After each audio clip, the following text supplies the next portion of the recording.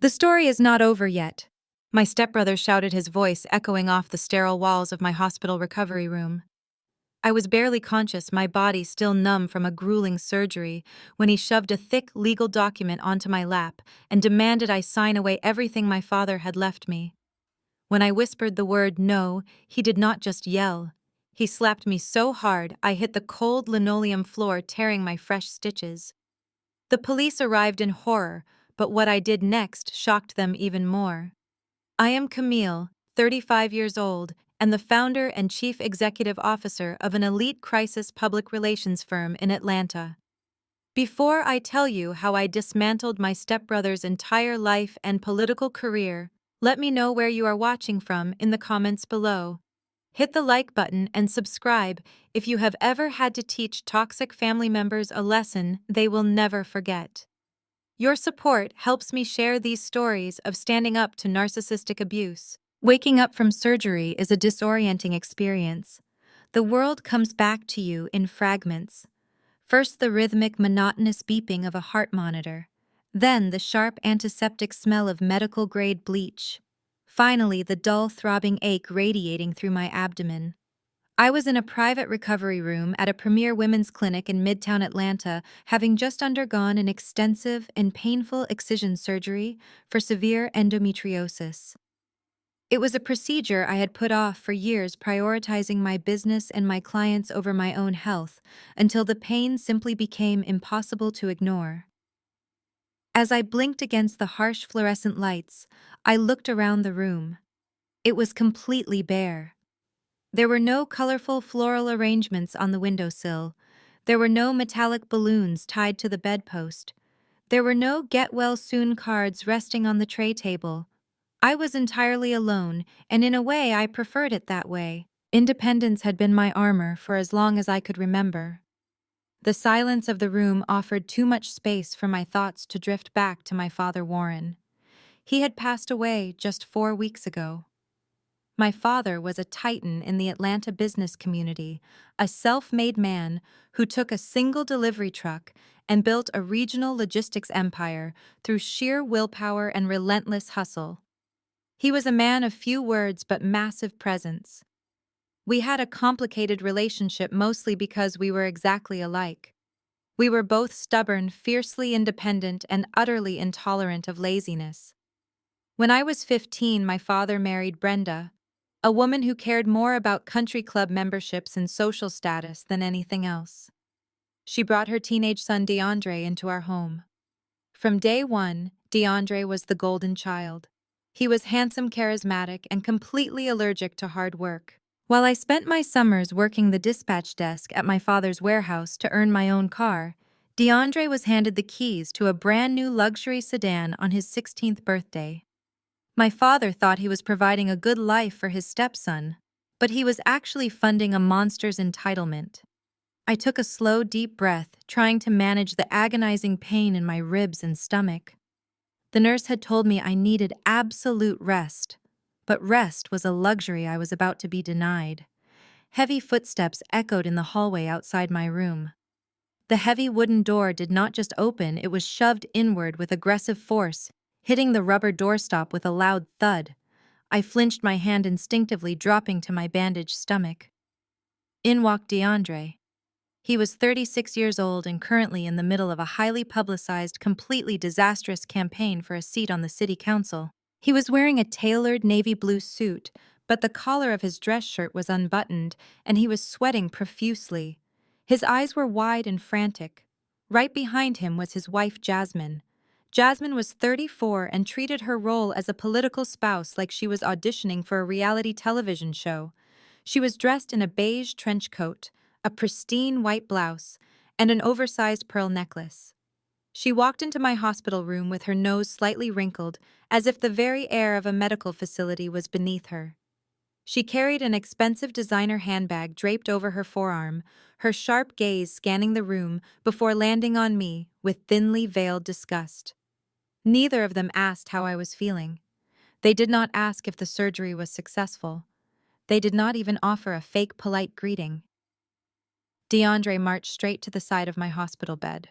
He reached into his leather briefcase, pulled out a thick stack of stapled legal papers, and tossed them carelessly onto my lap. The heavy packet landed directly across my surgical incisions, causing a sharp spike of pain to shoot through my body. I let out a sharp gasp, gritting my teeth as I reached down to move the papers. "Sign it," DeAndre demanded. His voice was not requesting a favor, it was an order. I slowly adjusted the hospital bed, raising the backrest so I could look him in the eye. I picked up the document. The bold black letters at the top of the first page read, "Renunciation and Disclaimer of Inheritance." I looked from the papers back to DeAndre. My mind, trained to analyze crises and unearth hidden motives, immediately began connecting the dots. My father had left behind a highly complex multi-million-dollar trust fund. It was divided among the family, but the stipulations required all primary beneficiaries to agree before any major assets could be liquidated. "What is this, DeAndre?" I asked, my voice raspy from the breathing tube they had used during surgery.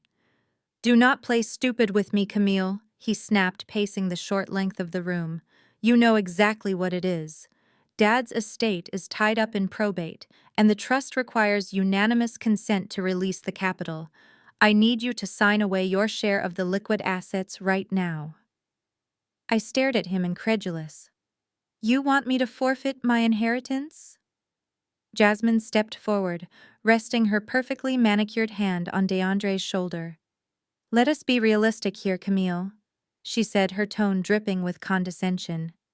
"You are a single woman. You do not have a husband. You do not have children. You already have your little public relations business. You do not need this money. DeAndre is trying to build a legacy for our family. His campaign is at a critical juncture." Her words were carefully chosen to sting, aiming at my single status, but they only fueled the cold, calculating fire in my chest. I knew exactly what a critical juncture meant in political terms. It meant he was broke. As the founder of a crisis management firm, I made it my business to know the secrets of Atlanta's elite. I knew DeAndre's campaign was a sinking ship. He had alienated key donors with his arrogant behavior, his polling numbers were in the basement, and his campaign manager had recently quit in the middle of the night. He had poured millions of dollars into flashy billboards and expensive gala dinners, while neglecting actual grassroots community work. He was drowning in debt, and he was looking at my father's trust fund as his personal bailout. "You are bankrupting your campaign." "DeAndre," I said calmly, letting the papers slide off my lap onto the bedside table. "And now you want to bankrupt our father's legacy to cover your incompetence." DeAndre stopped pacing. His face flushed a dark, angry red. "You do not know anything about politics," he practically spit. "I am out there shaking hands, kissing babies, carrying the family name. I am doing the real work while you sit in some glass office cleaning up scandals for degenerate celebrities. Dad would have wanted me to have that money. I am his son. You are his stepson." I corrected, my voice steady, despite the physical agony radiating through my core. "And Dad spent the last 10 years bailing you out of 3 failed businesses. He told me before he died that he was done writing blank checks. That is why the trust is locked." Jasmine scoffed, rolling her eyes. "You are just bitter because your father actually loved DeAndre more than he loved you. You were always jealous of the attention Brenda and DeAndre got. Just sign the paper, Camille. Stop being so selfish. We need the cash for the final television ad buy before the election." I looked at Jasmine's designer bag, then at DeAndre's panicked, sweating face. They were not just greedy, they were desperate. And desperation makes people dangerous. But they had fundamentally miscalculated who they were dealing with. They saw me as the quiet girl who always sat in the corner at Thanksgiving dinners, absorbing their snide remarks to keep the peace for my father's sake. They forgot that the quiet girl grew up to be a woman who orchestrated the downfall of corrupt corporate executives for a living. "I am not signing anything," I said, leaning my head back against the thin hospital pillow. "In fact, as a co-trustee, I am going to formally request a full forensic audit of the estate before a single dime is distributed. Now get out of my room before I call security." The air in the room shifted. DeAndre's panic vanished, replaced by a raw, unhinged fury.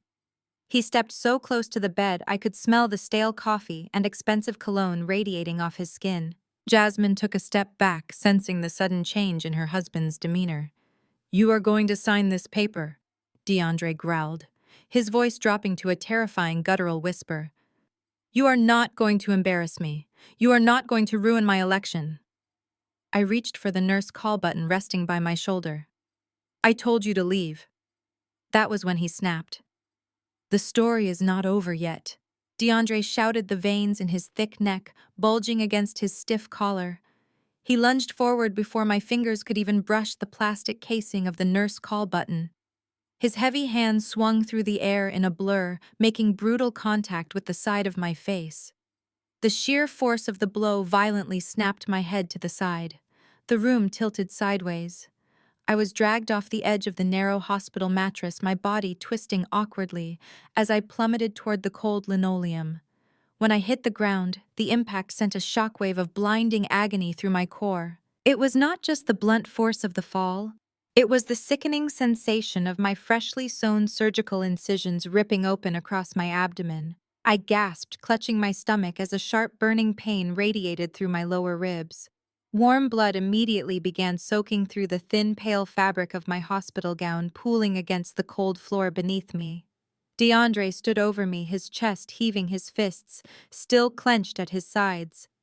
"You think you are too good for this," he snarled, pointing a trembling finger at my crumpled form.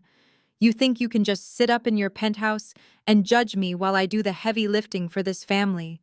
You are going to give me what I need." Jasmine finally reacted, but not out of compassion. She gasped, taking a quick step backward to ensure the spreading pool of my blood did not touch the tips of her expensive designer heels. "DeAndre, stop!" she hissed, her voice laced with panic over the optics, not the violence. "Someone is going to hear you." I lay there on the cold floor, the metallic taste of copper filling my mouth, where my teeth had cut into the inside of my cheek. Any normal person would have been terrified. Any normal person would have cried. But I did not shed a single tear. My mind, hardened by years of navigating the most vicious corporate war rooms in America, instantly shifted into survival mode. It shifted into crisis management mode. As I looked up at my stepbrother's red, furious face, I did not see a powerful politician. I saw the exact same insecure, cruel boy who had moved into my father's house 2 decades ago. I remembered the way he used to intentionally break my childhood projects and blame the housekeeper. I remembered how Brenda would conveniently forget to set a place for me at the dining table during the holidays, claiming it was just an honest mistake. I remembered how they slowly and systematically tried to erase my presence from my own home, treating me like an unwanted guest in my father's life. For 20 years, I had kept my mouth shut. I endured their passive-aggressive comments, their blatant theft of my father's resources, and their relentless attempts to make me feel small. They mistook my silence for weakness. They assumed my refusal to engage in their petty screaming matches meant I was a victim they could easily bulldoze. They completely forgot who I was. They forgot that I built a multi-million-dollar public relations empire by dismantling abusive narcissists just like them. I dismantle powerful men who think they can take whatever they want without consequence. In my line of work, we call a physical assault an unforced error. DeAndre had just crossed the one line he could never uncross. He had handed me the exact ammunition I needed to destroy his entire life. The heart monitor attached to my chest had been ripped from its socket when I fell, triggering a piercing continuous alarm that echoed down the hospital corridor. Footsteps pounded against the tile outside. The heavy wooden door was thrown wide open. 2 nurses rushed in, freezing in their tracks as they took in the horrific scene. A woman bleeding on the floor and a man standing aggressively over her. "Oh my God," the head nurse yelled. She immediately dropped to her knees beside me, pressing a thick wad of sterile gauze against my bleeding stomach. "Call security right now. Call the police." The moment the word police left the nurse's lips, the furious tyrant standing over me vanished. In a fraction of a second, DeAndre changed his entire demeanor. His face morphed from violent rage to calculated panic. His political instincts, however flawed, kicked in. He took a wide step back, raising his hands in a defensive, non-threatening posture as two large security guards burst into the room. Their hands rested heavily on their utility belts as they assessed the threat. Jasmine immediately stepped in front of DeAndre, physically shielding him from the guards. "Please, there has been a terrible misunderstanding," she said, her voice suddenly trembling with rehearsed distress. "My sister-in-law is heavily medicated. She is grieving the loss of her father. She got confused and fell out of her bed. We were just trying to help her up when you walked in." I looked at Jasmine, marveling at the sheer audacity of her lie while I was actively bleeding on the floor. She was smooth, I had to give her that. She knew exactly how to play the concerned relative. But a lie only works if there is no concrete evidence to contradict it. Less than 3 minutes later, two uniformed Atlanta police officers strode into the crowded recovery room. The tension in the air was thick and suffocating. The officers took one look at the blood soaking my clothes, the terrified nurses trying to stabilize my vitals, and the slick, well-dressed couple standing in the corner trying to look innocent. "What exactly is going on here?" the taller officer asked, his hand hovering near his radio. DeAndre stepped forward, smoothing the lapels of his navy suit, ready to deploy the charm offensive that had fooled half of his voting district. "Officer," he began, his voice dripping with fake sincerity and manufactured sorrow. "Thank God you are here. My sister is having a severe psychological episode. She just lost our father, and the surgical drugs are making her violent. She attacked me, and in the struggle she lost her balance. We need to get her psychiatric help immediately." The taller officer frowned, his eyes darting from my blood-stained hospital gown to DeAndre's perfectly pressed suit. DeAndre leaned into his lie with the practiced ease of a career politician. He lowered his voice, adopting a tone of deep, brotherly sorrow. "Officer, my sister has been struggling with severe mental health issues for years.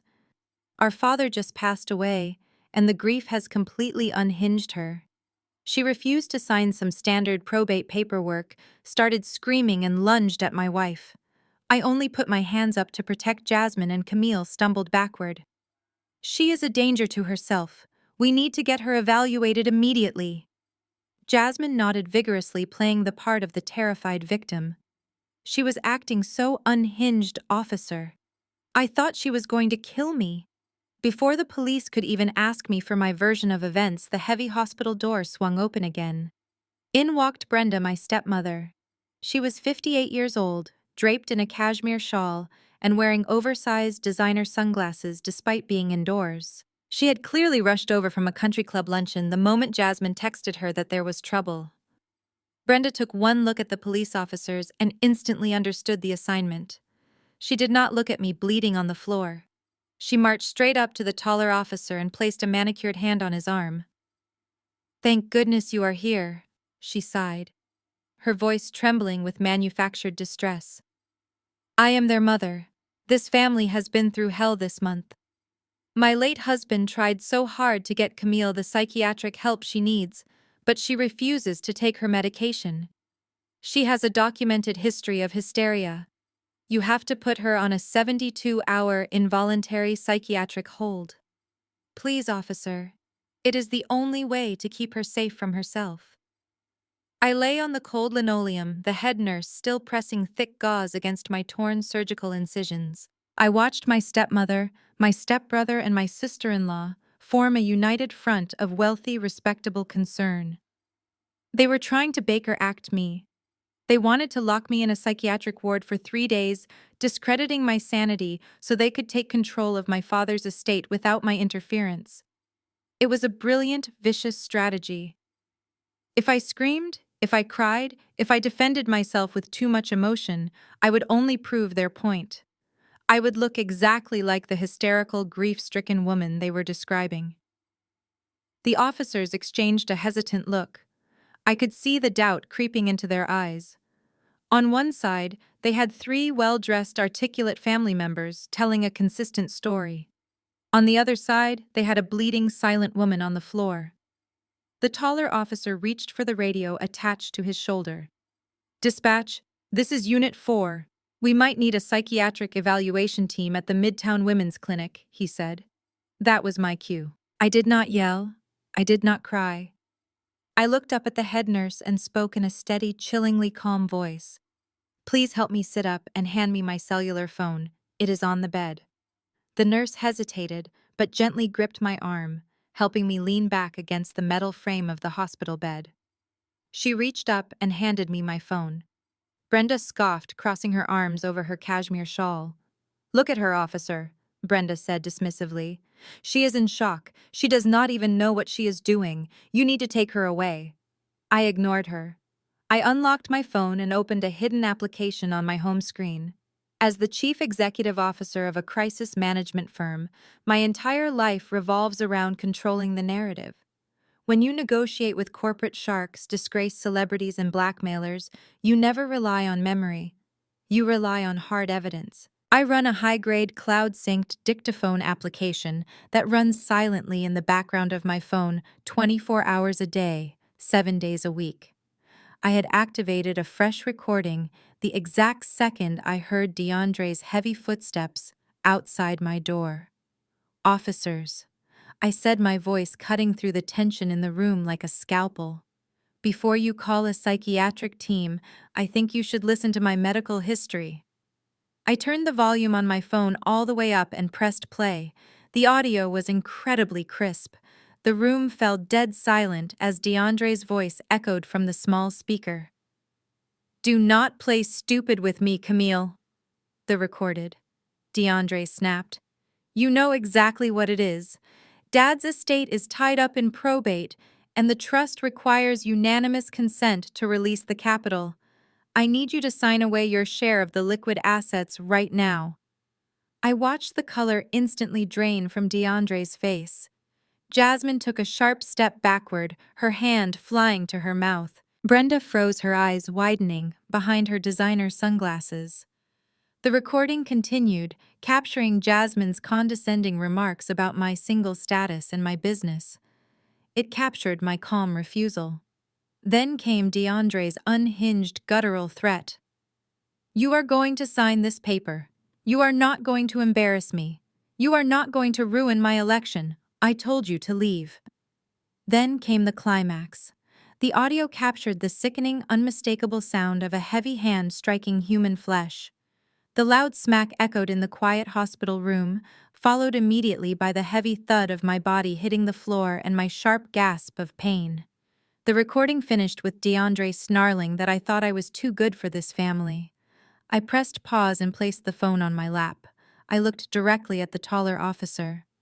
"As you can hear, I am not suffering from a psychiatric episode. I am suffering from domestic assault and attempted financial extortion." The atmosphere in the room violently shifted. The officers' faces hardened. The taller officer immediately dropped his hand from his radio and moved directly toward DeAndre. He unclipped the metal handcuffs from his belt in one fluid motion.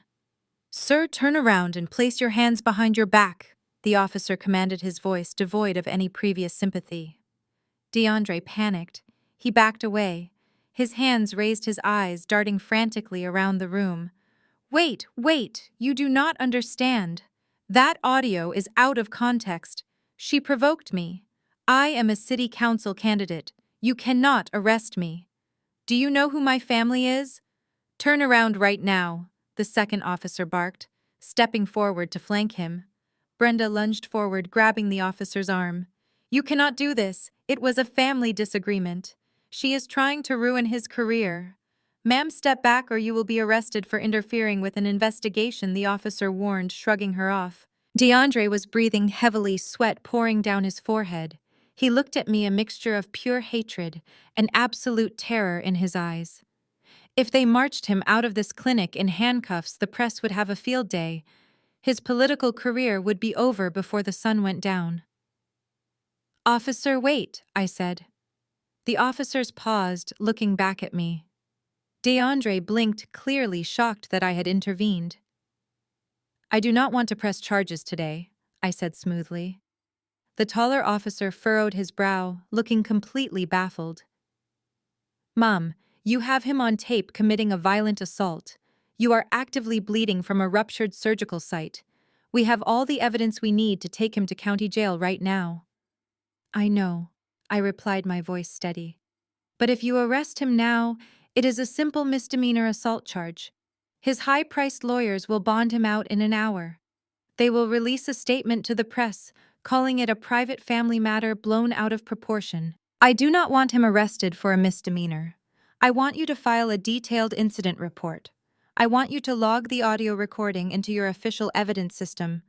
And then I want you to escort these 3 people off the hospital premises immediately." The officers hesitated. They were not used to victims dictating the terms of engagement with such cold precision. But legally, if the victim of a misdemeanor battery refused to press charges, their hands were tied. "Are you absolutely sure about this?" the officer asked. "I am positive," I said. I looked at DeAndre. He was confused, but I could see the arrogant relief washing over his face. He actually thought he had won. He thought I was too scared of the family backlash to pull the trigger on his arrest. He thought I was showing mercy. He was completely wrong. In the world of crisis public relations, you never interrupt your enemy when they are making a mistake.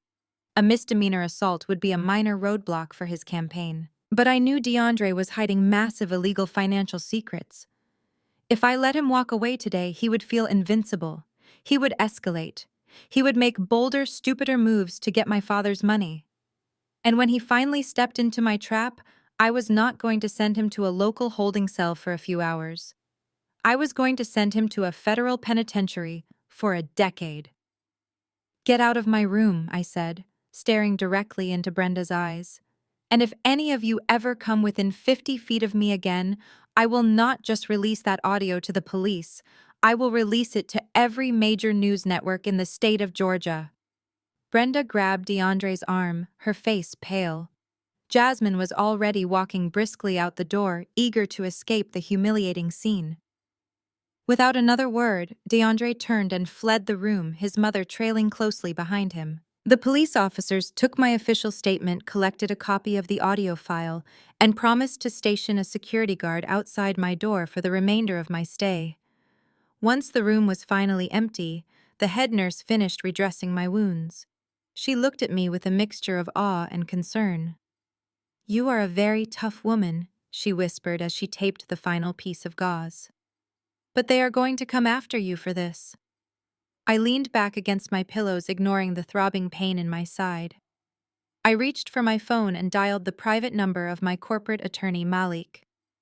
"I know they are going to come after me," I told the nurse with a faint, dangerous smile. "That is exactly what I am counting on," Malik answered on the second ring. He is a corporate attorney whose reputation in Atlanta is as intimidating as my own.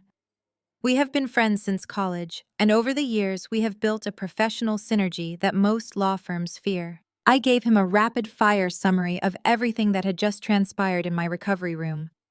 I told him about the renunciation document, the physical assault, the recorded audio, and my decision to send the police away without making an arrest. Most lawyers would have panicked at the idea of letting an assailant walk free, but Malik simply chuckled. A low, dark sound over the receiver. "You gave him enough rope to hang himself," Malik said. "He thinks he won the battle today, which means he is going to rush his next move. Get some rest, Camille. I will start preparing the financial subpoenas. When he makes his play, we will be ready." I spent the next 3 days recovering at my condo, managing my firm remotely, while my body tried to heal from both the surgery and the assault. I was sore, but my mind was operating at full capacity. I anticipated DeAndre would try something desperate, perhaps leak a rumor to the press, or attempt to forge my signature on the probate documents. What I did not anticipate was the sheer scale of the legal bomb he was about to drop on my life. It happened on a Tuesday morning. I was sitting at my kitchen island sipping a cup of black coffee and reviewing a client portfolio when my cell phone vibrated. It was Malik. He never called before 8 in the morning unless the building was on fire. "Open your email right now," Malik said, his voice stripped of its usual calm demeanor. "Do not speak. Just open it and read the attachment." I set my coffee mug down, wincing slightly as a dull ache radiated from my stitches. I opened my laptop and clicked on the encrypted file Malik had just sent. The header of the document made my blood run cold. It was an emergency ex parte injunction filed in the probate court of Fulton County. The plaintiff was DeAndre, the defendant was me. I scrolled through the first few pages, my eyes scanning the heavy legal jargon. Then I hit the sworn affidavits and a wave of pure, unadulterated disgust washed over me. DeAndre and Brenda had not just filed a motion to dispute the trust. They had filed a petition accusing me of elder financial abuse. The allegations were entirely fabricated, but they were written with a sickening level of detail. Brenda claimed that during the last 6 months of my father's life, I had used my skills as a psychological manipulator to isolate him from his family. She stated under oath that I had restricted his visitors, intercepted his phone calls, and emotionally abused him while he was in a vulnerable medicated state. DeAndre added his own sworn statement, claiming he had witnessed me coercing our dying father into altering the terms of his business succession plans. They took the most painful sacred months of my life and weaponized them. When my father was dying of pancreatic cancer, Brenda was too busy attending charity galas to sit by his bed. DeAndre was too busy trying to buy political endorsements to even visit the hospital. I was the one who sat in that sterile oncology ward night after night. I was the one who held his hand when the pain became unbearable. I was the one who managed his hospice care, fed him ice chips, and listened to his final regrets. Because I was the only one there, they were now twisting my devotion into a sinister plot of forced isolation. "This is a complete fabrication," I said into the phone, my voice trembling with a mixture of rage and disbelief. "They have no proof, no medical records, no witnesses. How did a judge even look at this without throwing it out of court?"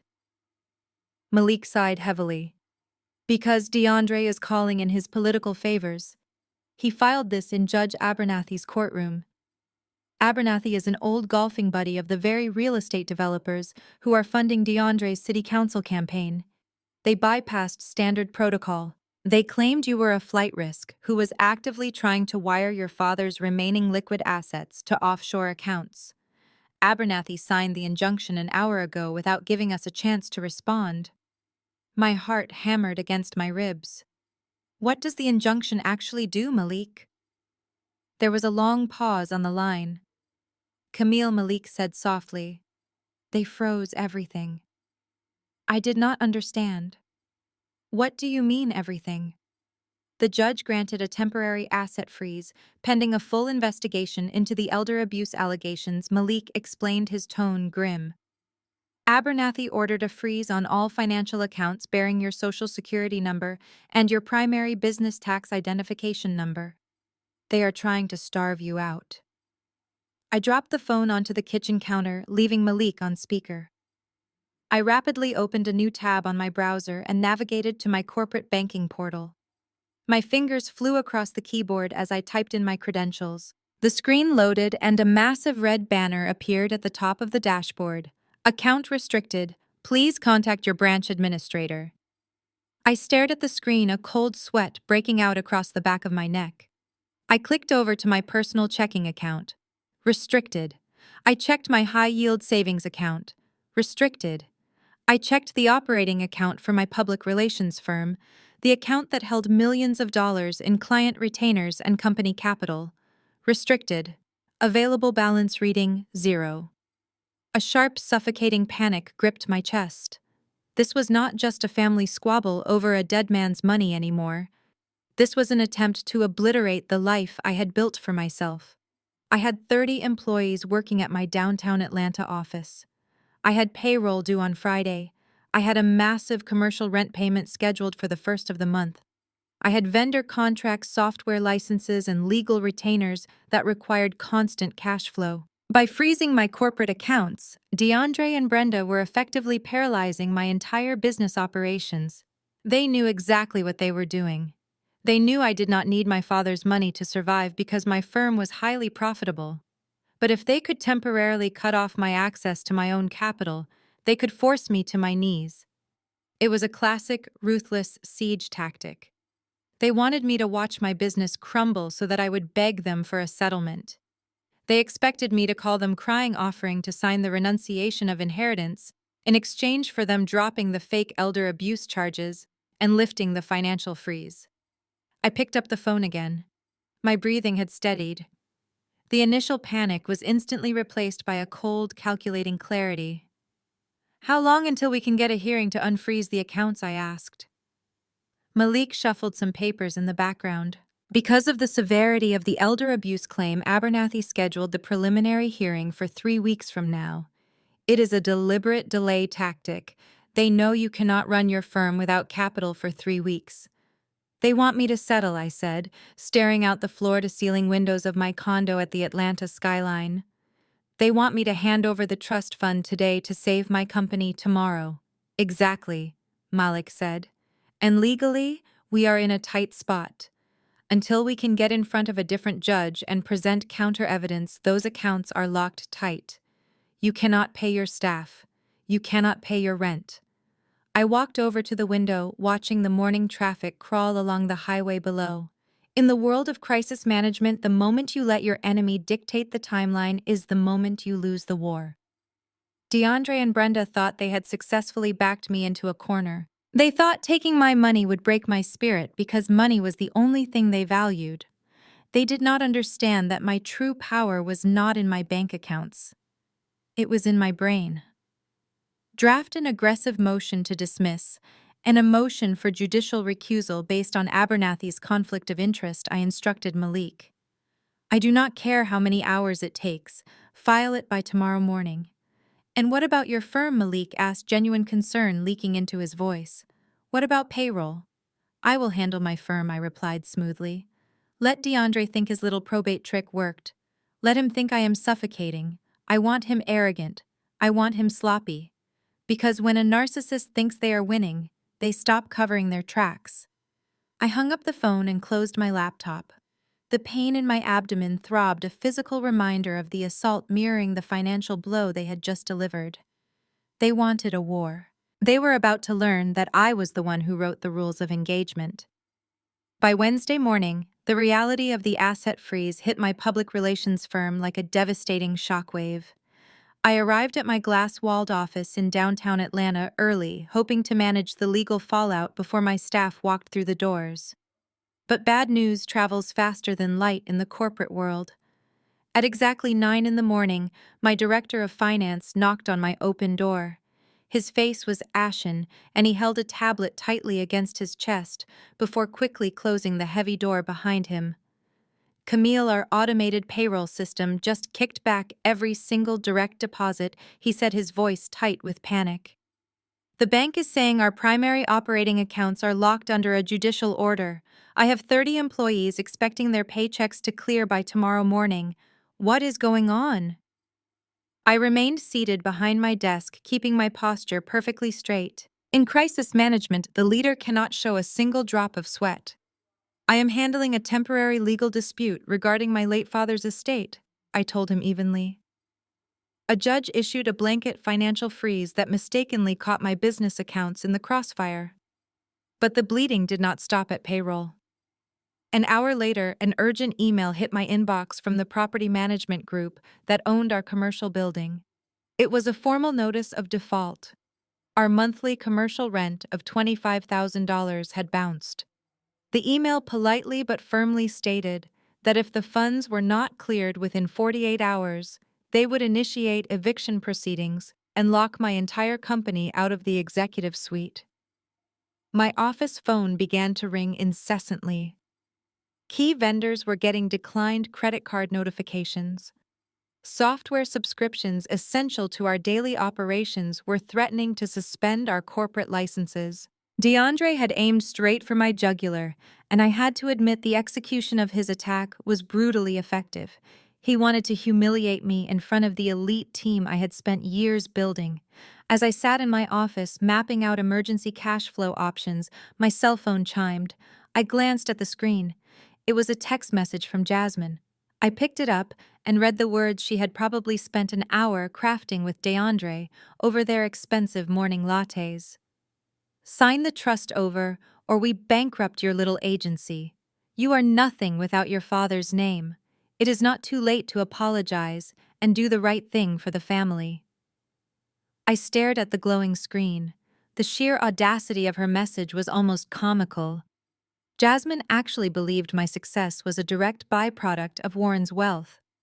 She truly thought my firm, which handled multi-million-dollar accounts for international tech companies and disgraced politicians, was some vanity project funded by a rich daddy. She thought my reputation was something I bought rather than something I bled for.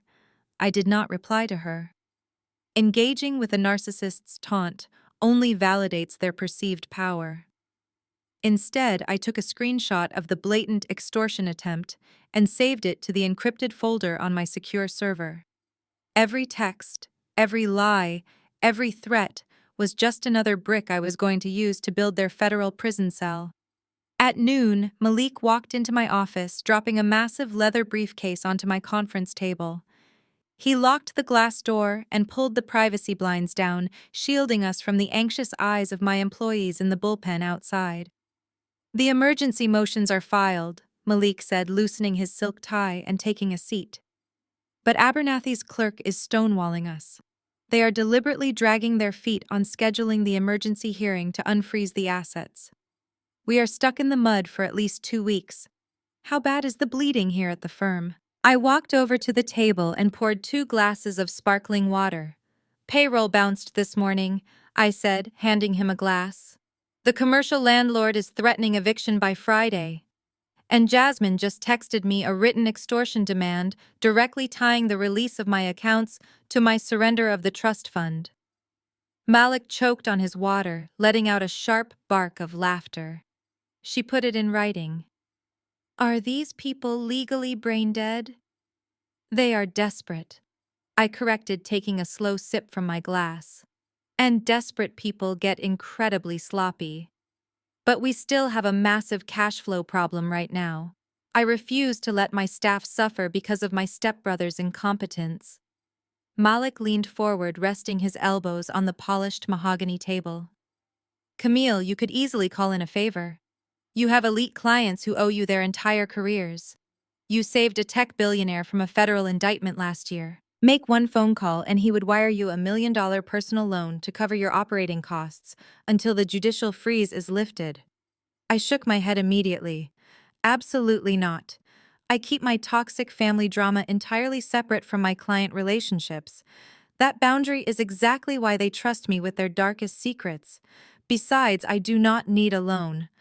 I walked over to the digital wall safe hidden behind a framed abstract painting in my office. I punched in the biometric code, pulled out a thick leather-bound financial portfolio, and tossed it onto the table in front of Malik. "What is this?" he asked, opening the heavy cover. "That is the holding company I set up 7 years ago," I explained, watching his eyes scan the documents. "The entity is registered in Delaware and is entirely untethered to my social security number or my primary business tax identification. DeAndre and Brenda only searched for assets linked directly to my personal name in Georgia. They have absolutely no idea I own a separate limited liability company that holds my personal liquid investments. There is more than enough capital in those shadow accounts to cover payroll rent and vendor contracts for the next 6 months." Malik scanned the bank statements, a slow, predatory smile spreading across his face.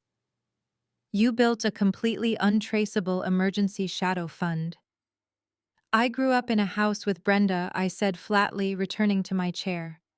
"I learned very early on never to leave all my resources in a place where someone else could reach them. DeAndre thinks I am a spoiled trust fund baby because that is exactly what he is. He assumes my father bankrolled this firm. He has no idea I started this agency with a $10,000 minority business grant and a refurbished laptop in a cramped studio apartment. I never took a single dime of Warren's money. Not for my college tuition, not for my business capital, not for my home. I built this empire brick by brick while DeAndre was busy crashing luxury cars and failing out of business programs. Malik closed the portfolio with a satisfying thud. So we bypass the frozen accounts completely. We route the emergency funds from the Delaware entity through a third-party payroll vendor to cover your corporate expenses anonymously. To the outside world and to DeAndre, it will look like you are bleeding out. But internally, your firm remains absolutely bulletproof. Exactly, I said, a cold smile forming on my lips. If they think they are starving me out, they will drop their guard. They want a public spectacle, Malik. DeAndre is trying to break me psychologically, so I will fold and sign the papers before his big campaign gala next week. So what is our counterstrike? Malik asked, his eyes gleaming with the anticipation of a courtroom bloodbath. We are going to let them think their smear campaign is working flawlessly, I said, leaning over the table. DeAndre filed a public court document accusing me of elder abuse. By tomorrow morning, he is going to leak that fabricated document to the press. He wants to destroy my professional reputation, so I have nothing left to fall back on except the trust fund he is holding hostage.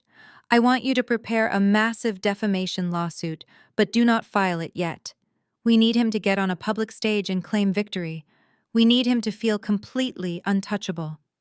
Malik nodded slowly, already typing furiously on his phone to set the legal traps. And what about the campaign finance fraud?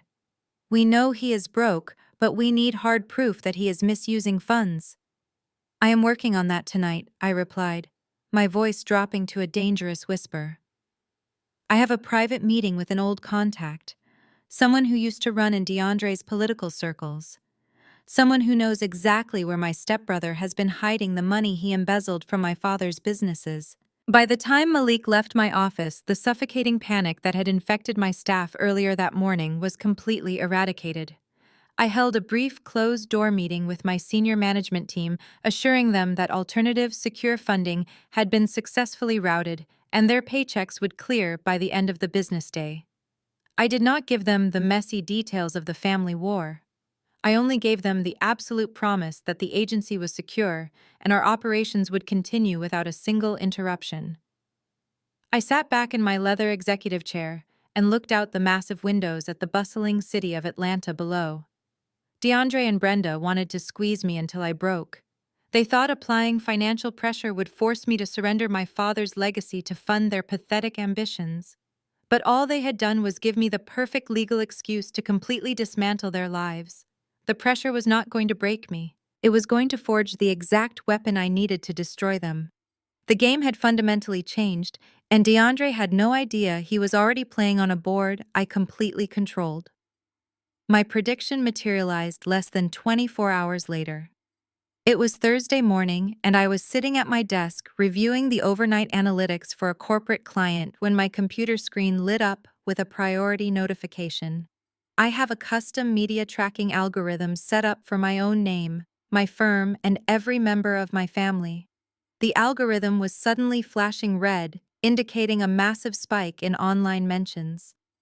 I clicked the alert and was immediately redirected to the Atlanta Metro Insider, the city's most notorious and heavily trafficked political gossip blog. It was the kind of website that specialized in destroying careers thriving on leaked court documents and unverified rumors from anonymous sources. The headline spanned the entire width of the page in bold black letters. A family torn apart, city council candidate fights to save fathers. Legacy from estranged greedy daughter. I leaned closer to the monitor, my eyes scanning the article. DeAndre had not just leaked the fabricated probate court documents. He had orchestrated a full-scale media blitz. The article painted a nauseatingly detailed, completely fictitious picture of my father's final days. According to the anonymous source, which was undeniably Jasmine, based on the overly dramatic vocabulary I had swooped in during my father's final months to systematically isolate him from the family that truly loved him. The blog post featured a carefully cropped photograph of DeAndre standing next to my father's hospital bed. I recognized the photo instantly. It was taken 5 years ago when my father had his gallbladder removed, long before the pancreatic cancer ever took hold. but to the general public it looked like the heartbreaking image of a devoted son standing vigil. The narrative was sickeningly effective. It framed DeAndre as the noble public servant who had sacrificed his own time to manage the family logistics business, only to be betrayed by a cold, calculating sister who only cared about the trust fund.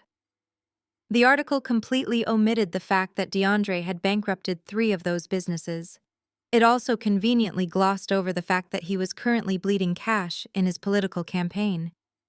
Instead, it ended with a quote from Brenda claiming her only wish was to see her late husband's philanthropic vision honored rather than hoarded by a daughter who had always hated the family. I sat back in my chair feeling a cold knot form in my stomach. As a professional who dismantles hit pieces for a living, I had to admit that from a purely tactical standpoint, it was a heavy blow. In the court of public opinion, the first person to speak usually controls the narrative. DeAndre was preying on the public's natural sympathy for a grieving family and their inherent distrust of wealthy, independent businesswomen. But public opinion was not my immediate concern. My concern was the ripple effect this would have on my firm.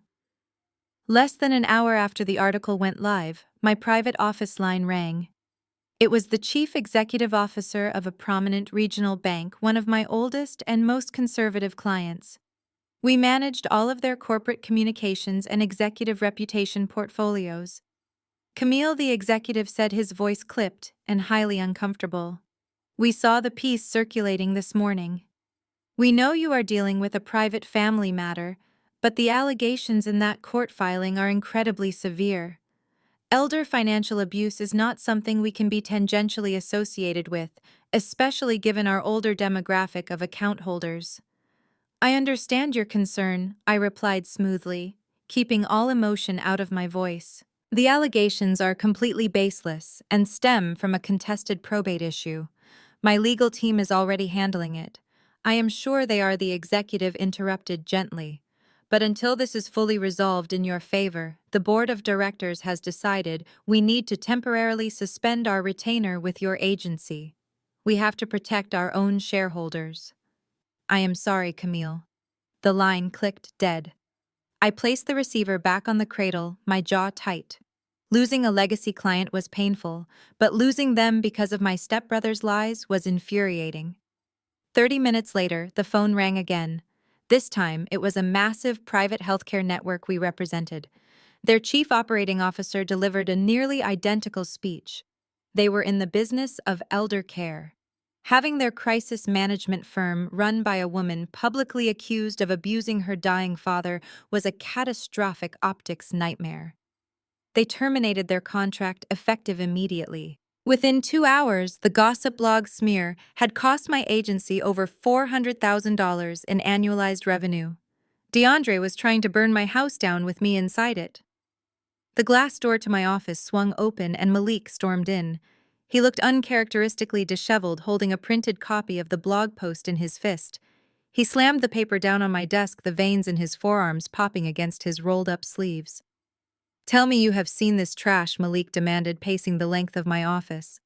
My phone has not stopped ringing. DeAndre forwarded this article to every major news outlet in Fulton County. He is trying to force a public trial by media before we even get a chance to step into a courtroom. "I saw it," I said quietly, watching Malik pace. "And I just lost 2 of our largest corporate accounts because of it." Malik stopped dead in his tracks, his eyes widening in fury. "He cost you 2 retainers." "That is it. I am not waiting for the preliminary hearing. I am filing the defamation lawsuit right now. I am going to draft a cease and desist letter so aggressive it will make his campaign lawyers weep. We are going to issue a press release calling him a fraud and demanding an immediate retraction." "No," I said sharply. Malik stared at me like I had lost my mind. "Camille, you cannot just take this hit. You are a crisis manager. Your entire brand is built on controlling the narrative. If you stay silent, the public and your clients will assume the allegations are true. You have to fight back publicly." I stood up from my desk and walked over to the floor-to-ceiling window, looking out over the city. "I am a crisis manager, Malik. which means I know exactly how a crisis evolves. When a client comes to me because someone is telling lies about them, the first instinct is always to scream the truth from the rooftops. But screaming makes you look defensive. It turns a one-sided attack into a massive muddy brawl. And in a brawl, everyone gets dirty. I turned around to face him. DeAndre wants me to issue a frantic denial. He wants me to hire lawyers and blast press releases.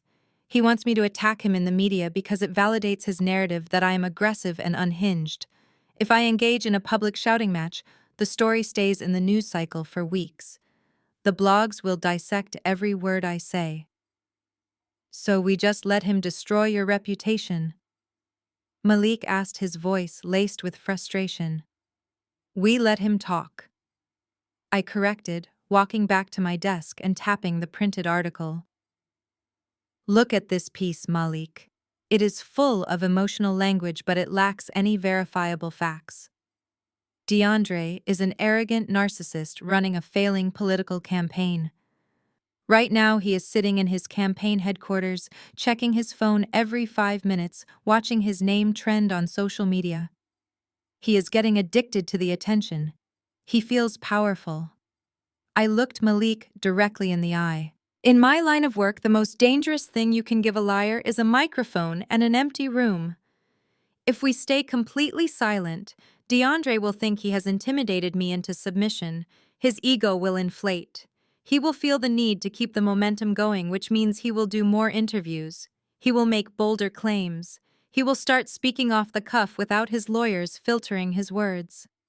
Malik slowly sank into the chair opposite my desk, the realization dawning on his face. The lawyer in him recognized the strategy. You want him to perjure himself in the court of public opinion. Exactly, I said. I want him to weave a web of lies so thick and so public that he can never untangle himself. Every interview he gives, every podcast he goes, on every statement Jasmine leaks to the blogs. We are going to let them dig the hole as deep as they possibly can. We are not going to interrupt them. And then what Malik asked, a dangerous spark returning to his eyes. And then I said softly, we wait for his campaign gala next week. He invited the entire Atlanta press corps to that event because he intends to use my silence as proof of his victory. He thinks he is going to stand on that stage and announce that he saved the family estate. He thinks he is going to be the hero. I picked up the printed article and dropped it into the shredder next to my desk, listening to the satisfying sound of the blades destroying the paper. Do not file the defamation suit yet, I instructed Malik. Just document every single dollar of revenue I lost today, add it to the damages, and call my contact. We need to finalize the evidence on his offshore accounts. Let DeAndre have the gossip blogs today. Next week I am taking his freedom. Friday morning arrived with a crisp breeze that swept through the manicured lawns of the Buckhead Heritage Club. It was one of the most exclusive, heavily guarded country clubs in Atlanta, a place where multi-million-dollar deals were brokered over mimosas and eggs Benedict. It was also the exact location where my stepmother Brenda and my sister-in-law Jasmine were hosting their annual Women in Leadership charity brunch. They had spent the entire week parading their fabricated victimhood across the internet, soaking up the sympathy of Atlanta's elite. I knew exactly how these events operated. Brenda would be wearing something excessively tailored, dabbing her eyes with a lace handkerchief as she recounted the tragic story of how her late husband's legacy was being threatened by his unstable daughter. Jasmine would be standing right beside her, nodding solemnly, playing the supportive wife of the embattled political candidate. They thought I was hiding in my penthouse condo, licking my wounds and mourning the loss of my corporate retainers. They believed the frozen bank accounts had completely paralyzed my ability to fight back. They were completely unprepared for a frontal assault. I pulled my sleek black sedan into the valet circle, handing the keys to a startled attendant. I was dressed for war. I wore a tailored crimson pantsuit that commanded attention the second I stepped through the heavy oak doors of the club. The maitre d' attempted to intercept me in the grand foyer, holding a clipboard and asking for my invitation. I bypassed him entirely, moving with the kind of absolute, unquestionable authority that service staff are trained never to physically obstruct. I glided into the main dining room.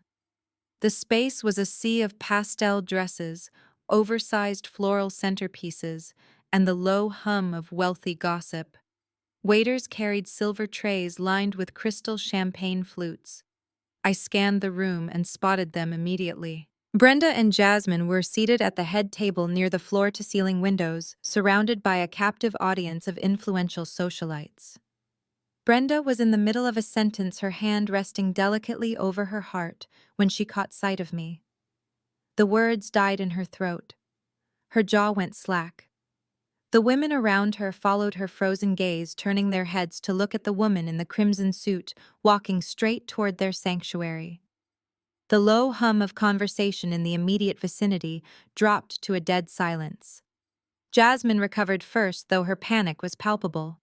As I approached the table, she immediately stood up, her chair scraping harshly against the hardwood floor. She leaned over and frantically flagged down a broad-shouldered security guard stationed near the terrace doors. "What are you doing here?" Jasmine hissed, keeping her voice low to avoid drawing the attention of the entire room, though the women at her table were already leaning in with breathless curiosity. "You are not a member here, Camille. You are trespassing. Get out before I have you arrested." I ignored her entirely and pulled out the empty mahogany chair directly across from Brenda. I sat down, crossing my legs gracefully, and placed my leather handbag on the pristine white tablecloth. The security guard arrived at the table, his expression stern. "Excuse me, ma'am," he said, addressing me. "Are you an invited guest of this party?" Jasmine glared at him. "She is not. I want her removed immediately. She is harassing us and causing a disturbance." I looked up at the guard, my expression completely neutral. I reached into my handbag, pulled out a solid gold membership card, and set it flat on the table. My father had purchased a legacy membership for me 10 years ago, an asset Brenda conveniently forgot about since I rarely wasted my time attending their superficial luncheons. "I am a legacy member," I told the guard calmly, tapping the gold card with my index finger. "And I am simply having a private conversation with my family. If you lay a hand on me to physically remove a member from the dining room without cause, my attorney will own this country club by Monday morning. Is there a problem here?" The guard looked at the gold card, then at Jasmine, and finally took a large step backward. "No problem, ma'am," he murmured quickly, retreating to his post by the doors to avoid a massive legal liability. Jasmine sank back into her chair, her face flushed with a mixture of embarrassment and rage. The socialites at the table suddenly found their champagne glasses fascinating desperately, pretending they were not witnessing a family war unfolding over brunch. A nervous waiter approached the table holding a silver coffee pot. "Can I get you anything, miss?" he asked, his hands trembling slightly as he felt the toxic tension radiating from our side of the table. "Black coffee," I said without breaking eye contact with Brenda. "Leave the pot." The waiter quickly filled a porcelain cup, set it in front of me, and vanished. I took a slow sip. The coffee was bitter, exactly how I liked it. Brenda finally found her voice. Her hands were gripping the edge of the table so tightly, her knuckles were white. "You have a lot of nerve showing your face here, Camille," she whispered fiercely, "after what you have done to us." DeAndre's poll numbers took a massive hit initially because people were distracted by your ridiculous refusal to sign the trust documents. But the blogs are already exposing who you truly are. You are losing everything. Your clients are leaving you. The probate judge is going to strip you of your executor rights. I set my coffee cup down on the saucer with a soft clink. It was fascinating to watch them operate in person. Behind the safety of a keyboard or an anonymous blog tip, they were vicious predators. But sitting 3 feet across from me, breathing the same air, they were trembling. They were trying to project strength, but their defensive posture betrayed their deep-seated fear. "I am not here to discuss your internet blogs, Brenda," I said, my voice barely above a whisper, yet commanding the absolute attention of everyone within earshot. "I am here to deliver a message." I reached into my handbag again and pulled out a sleek, unmarked black folder. It was incredibly thin. It did not contain pages of legal threats or drafted lawsuits. It contained exactly one piece of paper. I placed my palm flat against the dark leather cover and slowly slid it across the white linen tablecloth. The folder glided smoothly over the fabric until it stopped directly in front of Jasmine. Jasmine looked at the folder, as if it were a live explosive. "What is this?" she demanded, refusing to touch it. "Another one of your fake legal threats. We already froze your accounts, Camille. We know you are broke. You cannot afford to fight us in a prolonged court battle." "Open it," I commanded. Jasmine hesitated, glancing at Brenda for reassurance. Brenda gave a slight dismissive nod, confident that I was just bluffing with an empty prop. With trembling fingers, Jasmine reached out and flipped open the cover of the black folder. Inside was a single high-resolution photograph. It was a printed screenshot of a digital ledger, but it was not just any ledger. It was the internal accounting dashboard for a shell corporation registered in the Cayman Islands. The screen captured exactly three things: the name of the shell company, the current balance of $4.2 million, and the authorized signatory on the account. DeAndre. It was the exact amount of money missing from the 3 logistics businesses my father had entrusted to DeAndre before his death. It was the war chest DeAndre was illegally tapping into to fund his city council campaign, a blatant violation of federal election laws. The dates of the offshore wire transfers perfectly aligned with his massive television advertisement buys. It was the ultimate smoking gun. I watched the color instantly drain from Jasmine's face. The smug, condescending sneer she had worn since I walked into the room completely vanished, replaced by a mask of sheer, unadulterated terror. Her breath hitched in her throat. She quickly slammed the folder shut, looking around frantically to see if any of the wealthy women at the table had caught a glimpse of the highly illegal document. Brenda frowned, sensing the catastrophic shift in her daughter-in-law's demeanor. "What is it?" Brenda asked, reaching her hand out for the folder. "What did she give you?" Jasmine clamped her hand down violently over the black leather, physically preventing Brenda from opening it. "Nothing," Jasmine choked out, her voice cracking under the weight of the panic. "It is nothing." I leaned forward, resting my elbows on the table. The silence between us was heavy and suffocating. I had not yelled. I had not caused a scene. I had simply presented them with the absolute truth of their impending destruction. They had spent the week trying to destroy my reputation with rumors. I had just destroyed their entire reality with a single printed photograph. I looked directly into Jasmine's panicked eyes, lowering my voice so only she and Brenda could hear the final nail being driven into their coffin. "Did you really think I did not audit the estate the day Dad died?" I whispered. Jasmine's mouth opened, but no sound came out. She was hyperventilating, her perfectly contoured face pale and stricken.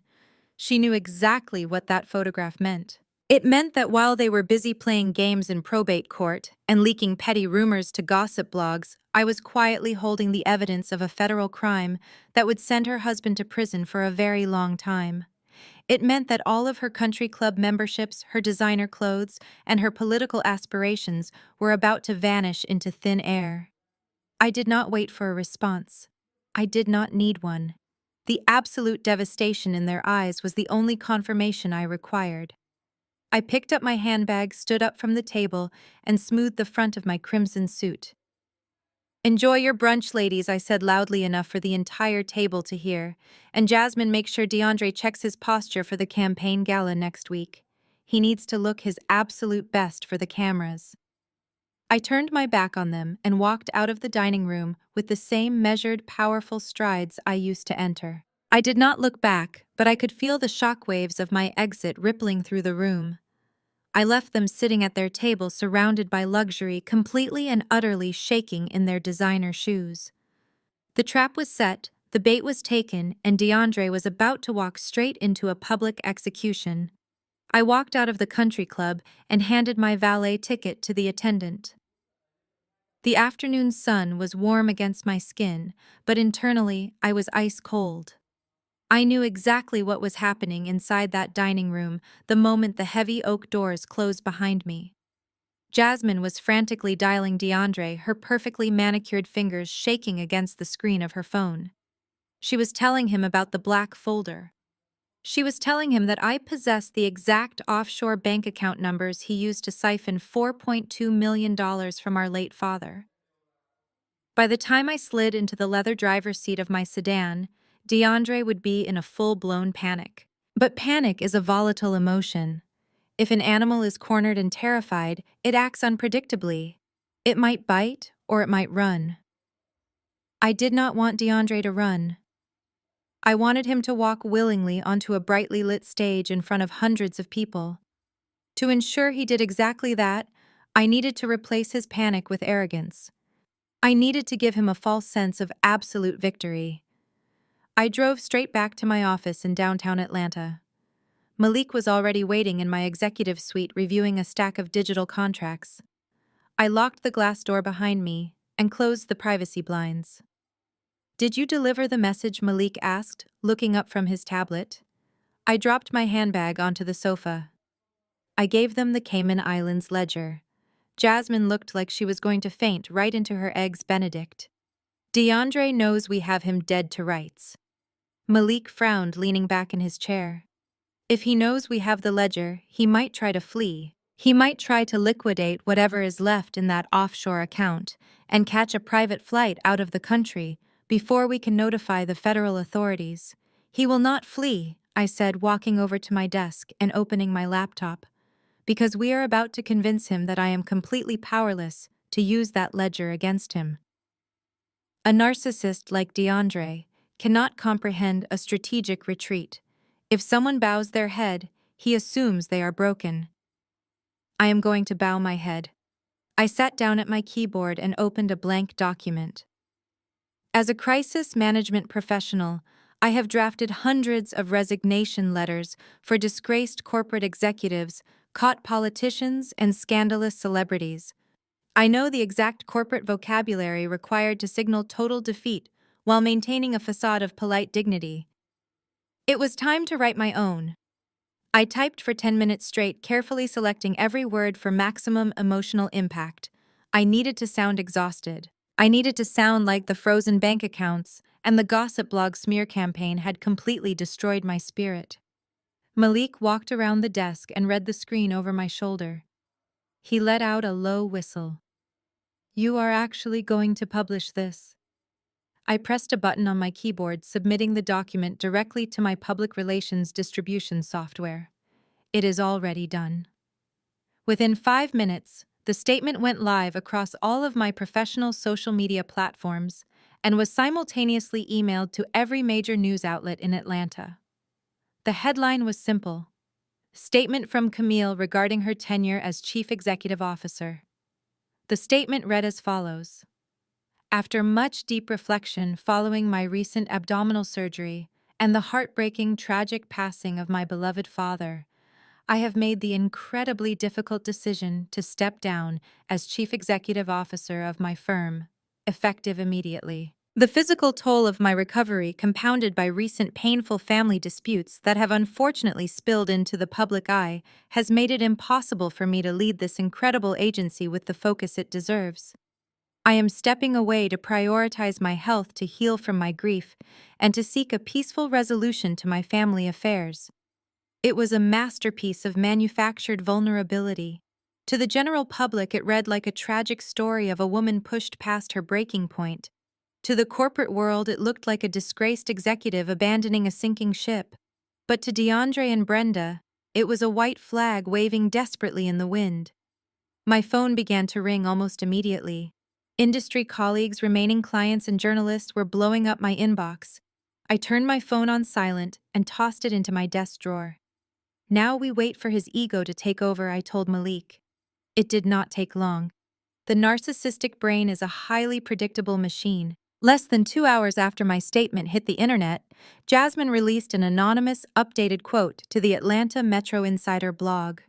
The quote claimed that my resignation was a long overdue admission of guilt regarding my unstable behavior, and that the family was praying for my mental recovery.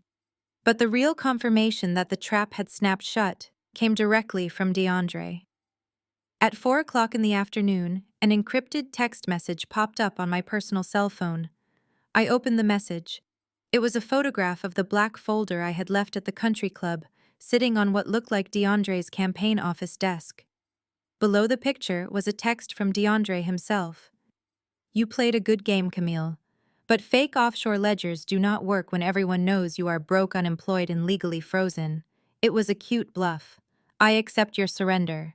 Have Malik send the trust renunciation documents to my lawyers by Monday. If you sign them cleanly, I will convince the probate judge to drop the elder abuse investigation so you can try to rebuild whatever is left of your pathetic little life."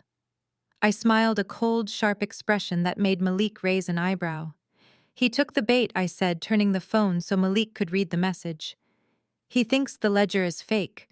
Or at least he has convinced himself that even if it is real, my frozen bank accounts and my resignation mean I do not have the financial resources or the industry credibility to bring the evidence to the Federal Bureau of Investigation. He thinks I showed it to Jasmine as a desperate bluff to get him to back off." Malik let out a dark chuckle. "He thinks you surrendered because you ran out of money. He has no idea the shadow company is currently funding your entire operation behind closed doors." "He thinks he won," I replied, locking my phone. "And a winner always wants a victory lap." The very next morning, DeAndre proved my theory completely correct. Emboldened by my public silence and what he perceived as my total professional destruction, he decided to capitalize on the momentum. His political campaign had been drowning, but the recent media attention from our family drama had put his name back in the headlines. He wanted to ride that wave all the way to Election Day. DeAndre scheduled an impromptu press conference on the steps of City Hall. I watched the live broadcast from the massive flat-screen television mounted on the wall of my office. He was wearing his signature navy suit, looking freshly groomed and incredibly smug. Jasmine stood dutifully by his side, wearing a modest floral dress, playing the picture-perfect political wife. "I want to thank the citizens of this great city for their overwhelming support during a deeply trying time for my family," DeAndre said into the cluster of microphones. "The rumors and the legal disputes surrounding my late father's estate have been painful. But our family is committed to healing." He paused, offering the cameras a practiced benevolent smile. "I am thrilled to announce that we are reaching a final peaceful resolution. My sister has recently decided to step away from her professional duties to seek the quiet healing she desperately needs, and we fully support her journey. In the spirit of transparency and family unity, I am officially inviting the local press to my upcoming campaign gala this Saturday night at the Grand Plaza Hotel." He leaned closer to the microphones, his eyes gleaming with unearned triumph. "At the gala, I will be making a major family announcement regarding the future of my father's legacy and the massive charitable endowments we will be distributing to this city. It will be a night of unity, forgiveness, and moving forward." I muted the television. The sheer hubris of his statement was breathtaking. "He is going to announce that he secured the trust fund," Malik said, staring at the screen in disbelief. "He thinks you are going to show up to the gala broken and defeated to publicly hand over the estate just to get the frozen accounts lifted." "He has already spent the money in his head," I said quietly. "He thinks the gala is his coronation. He invited the entire press corps to watch him play the merciful king, forgiving his hysterical sister. It was the ultimate trap, and he had built it himself. He had gathered all the cameras, all the wealthy political donors, and all the influential journalists into one massive ballroom. He wanted an audience to witness my humiliation. But in doing so, he had provided me with the exact audience I needed to execute his public destruction. "Let him enjoy the weekend," I told Malik, turning my attention back to my computer monitor. "Let him pick out his tuxedo. Let Jasmine buy a new dress. Because starting Monday, we are going to tear his entire world down to the studs. Do you have the files from his former campaign manager?" Malik opened his heavy leather briefcase and pulled out a thick, encrypted hard drive. "I do. Everything is here. The wire fraud, the forged vendor invoices, and the direct links between his campaign accounts and the Cayman Islands shell company." "Excellent," I said, taking the hard drive. Tell our shadow network to begin formatting the audio and video files. We have a gala to produce. I left my downtown office and drove straight to the towering glass skyscraper that housed Malik's corporate law firm. The city of Atlanta was beginning its weekend transition, the streets filling with glowing brake lights and people heading to crowded restaurants. DeAndre and Jasmine were likely among them, raising a glass of expensive champagne to celebrate my supposed surrender. They had no idea that while they were toasting to their victory, Malik and I were actively building their guillotine. Malik's private conference room was a fortress of mahogany and soundproof glass located on the 42nd floor. The room was completely secured, swept weekly for listening devices, and accessible only by biometric scanners. When I walked in, the heavy oak doors sealed shut behind me with a reassuring click. Malik had already ordered his paralegals to go home for the weekend. We needed absolute secrecy for this phase of the operation. I set the encrypted hard drive on the center of the massive conference table. This small piece of metal was the culmination of months of silent, meticulous surveillance. It was time to reveal exactly how I had obtained the Cayman Islands ledger that had sent Jasmine into a spiraling panic at the country club. In the world of crisis public relations, your network is your most lethal weapon. 3 years ago, a brilliant political strategist named Harrison found himself at the center of a devastating scandal. He had been falsely accused of embezzling campaign funds by a corrupt state senator trying to cover his own tracks. Harrison was facing absolute ruin. He was looking at federal prison time, and his reputation in the political sphere was completely obliterated overnight.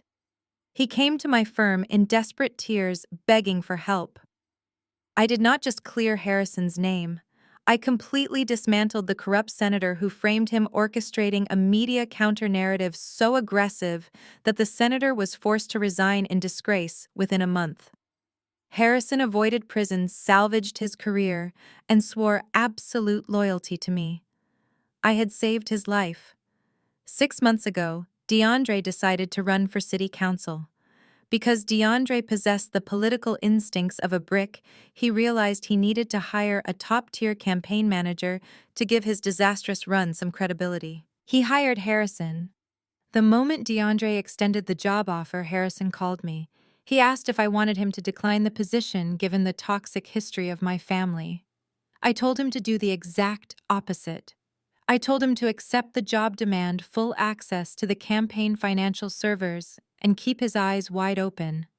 Harrison became my ghost in the machine. It did not take long for him to realize the campaign finances were a complete illusion.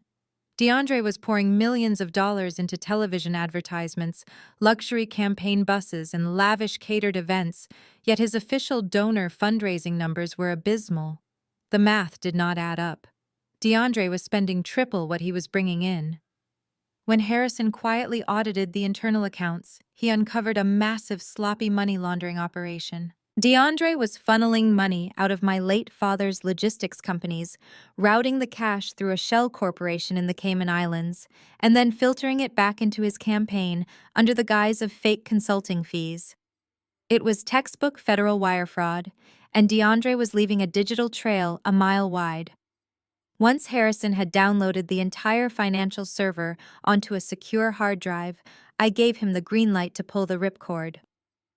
2 weeks before my father's death, Harrison staged a massive public argument with DeAndre over campaign strategy and dramatically quit in the middle of the night. DeAndre thought he had simply driven away a demanding employee. He had no idea Harrison had walked out the door carrying the exact evidence required to put him in a federal penitentiary. I plugged the hard drive into Malik's secure laptop and mirrored the screen onto the massive digital display covering the far wall of the conference room. Folders upon folders of financial documents, internal emails, and wire transfer receipts populated the screen. "Look at the dates on these transfers," Malik said, leaning forward in his leather chair, his eyes tracking the rows of data. He was moving $100,000 increments every single week. He did not even bother to use a secure network. He was authorizing offshore wire transfers from his personal cell phone while connected to the public wireless internet at his campaign headquarters. The sheer arrogance is staggering. Arrogance breeds laziness. I replied, pulling up a specific folder labeled Vendor Invoices. Look at how he washed the money. He created a fake community outreach firm registered to Jasmine's maiden name. He billed his own campaign for strategic urban development consulting and then used that clean money to pay off his personal gambling debts and the mortgage on his luxury cars. Malik shook his head in disgust. It is a federal crime to use campaign funds for personal expenses. It is an even bigger federal crime to embezzle corporate assets to fund a political campaign. He is looking at a minimum of 10 years in a federal facility. We are not just handing this over to the authorities in a neat little binder, I said, walking over to the digital display. If we do that, his lawyers will tie the evidence up in court for years. They will file endless motions to suppress the data. They will claim Harrison stole the files illegally. We need to eliminate his ability to fight back. We need to destroy him in the court of public opinion simultaneously. I want him to stand on that stage tomorrow night expecting a coronation only to realize he is at his own execution. We spent the next 4 hours formatting the raw data into a devastating multimedia presentation.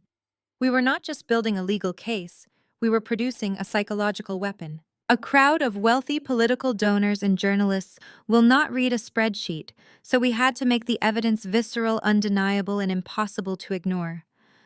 I took the complex banking ledgers and transformed them into sleek, high-contrast visual graphics. I created a slide that displayed the logo of my father's logistics company on the left, a bold red arrow pointing to the Cayman Islands Shell Company in the middle, and another arrow pointing directly to DeAndre's official campaign bank account on the right. Below the arrows, the exact dollar amounts and the corresponding dates flashed in brilliant white text against a pitch-black background. It was simple, brutal, and entirely condemning. Next, we tackled the audio. I pulled up the high-grade recording from my hospital room.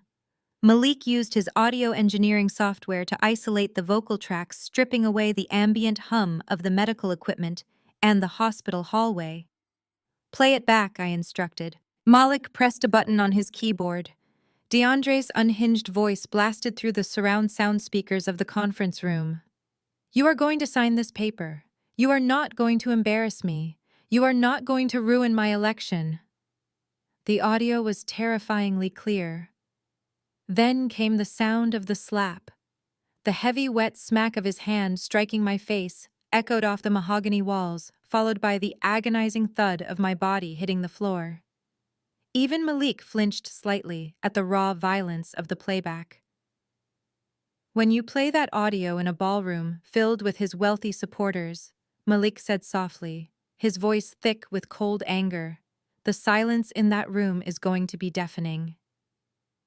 Every single person writing him a check will instantly realize they are funding a man who beats women in hospital beds. Exactly, I said, my expression entirely hollow.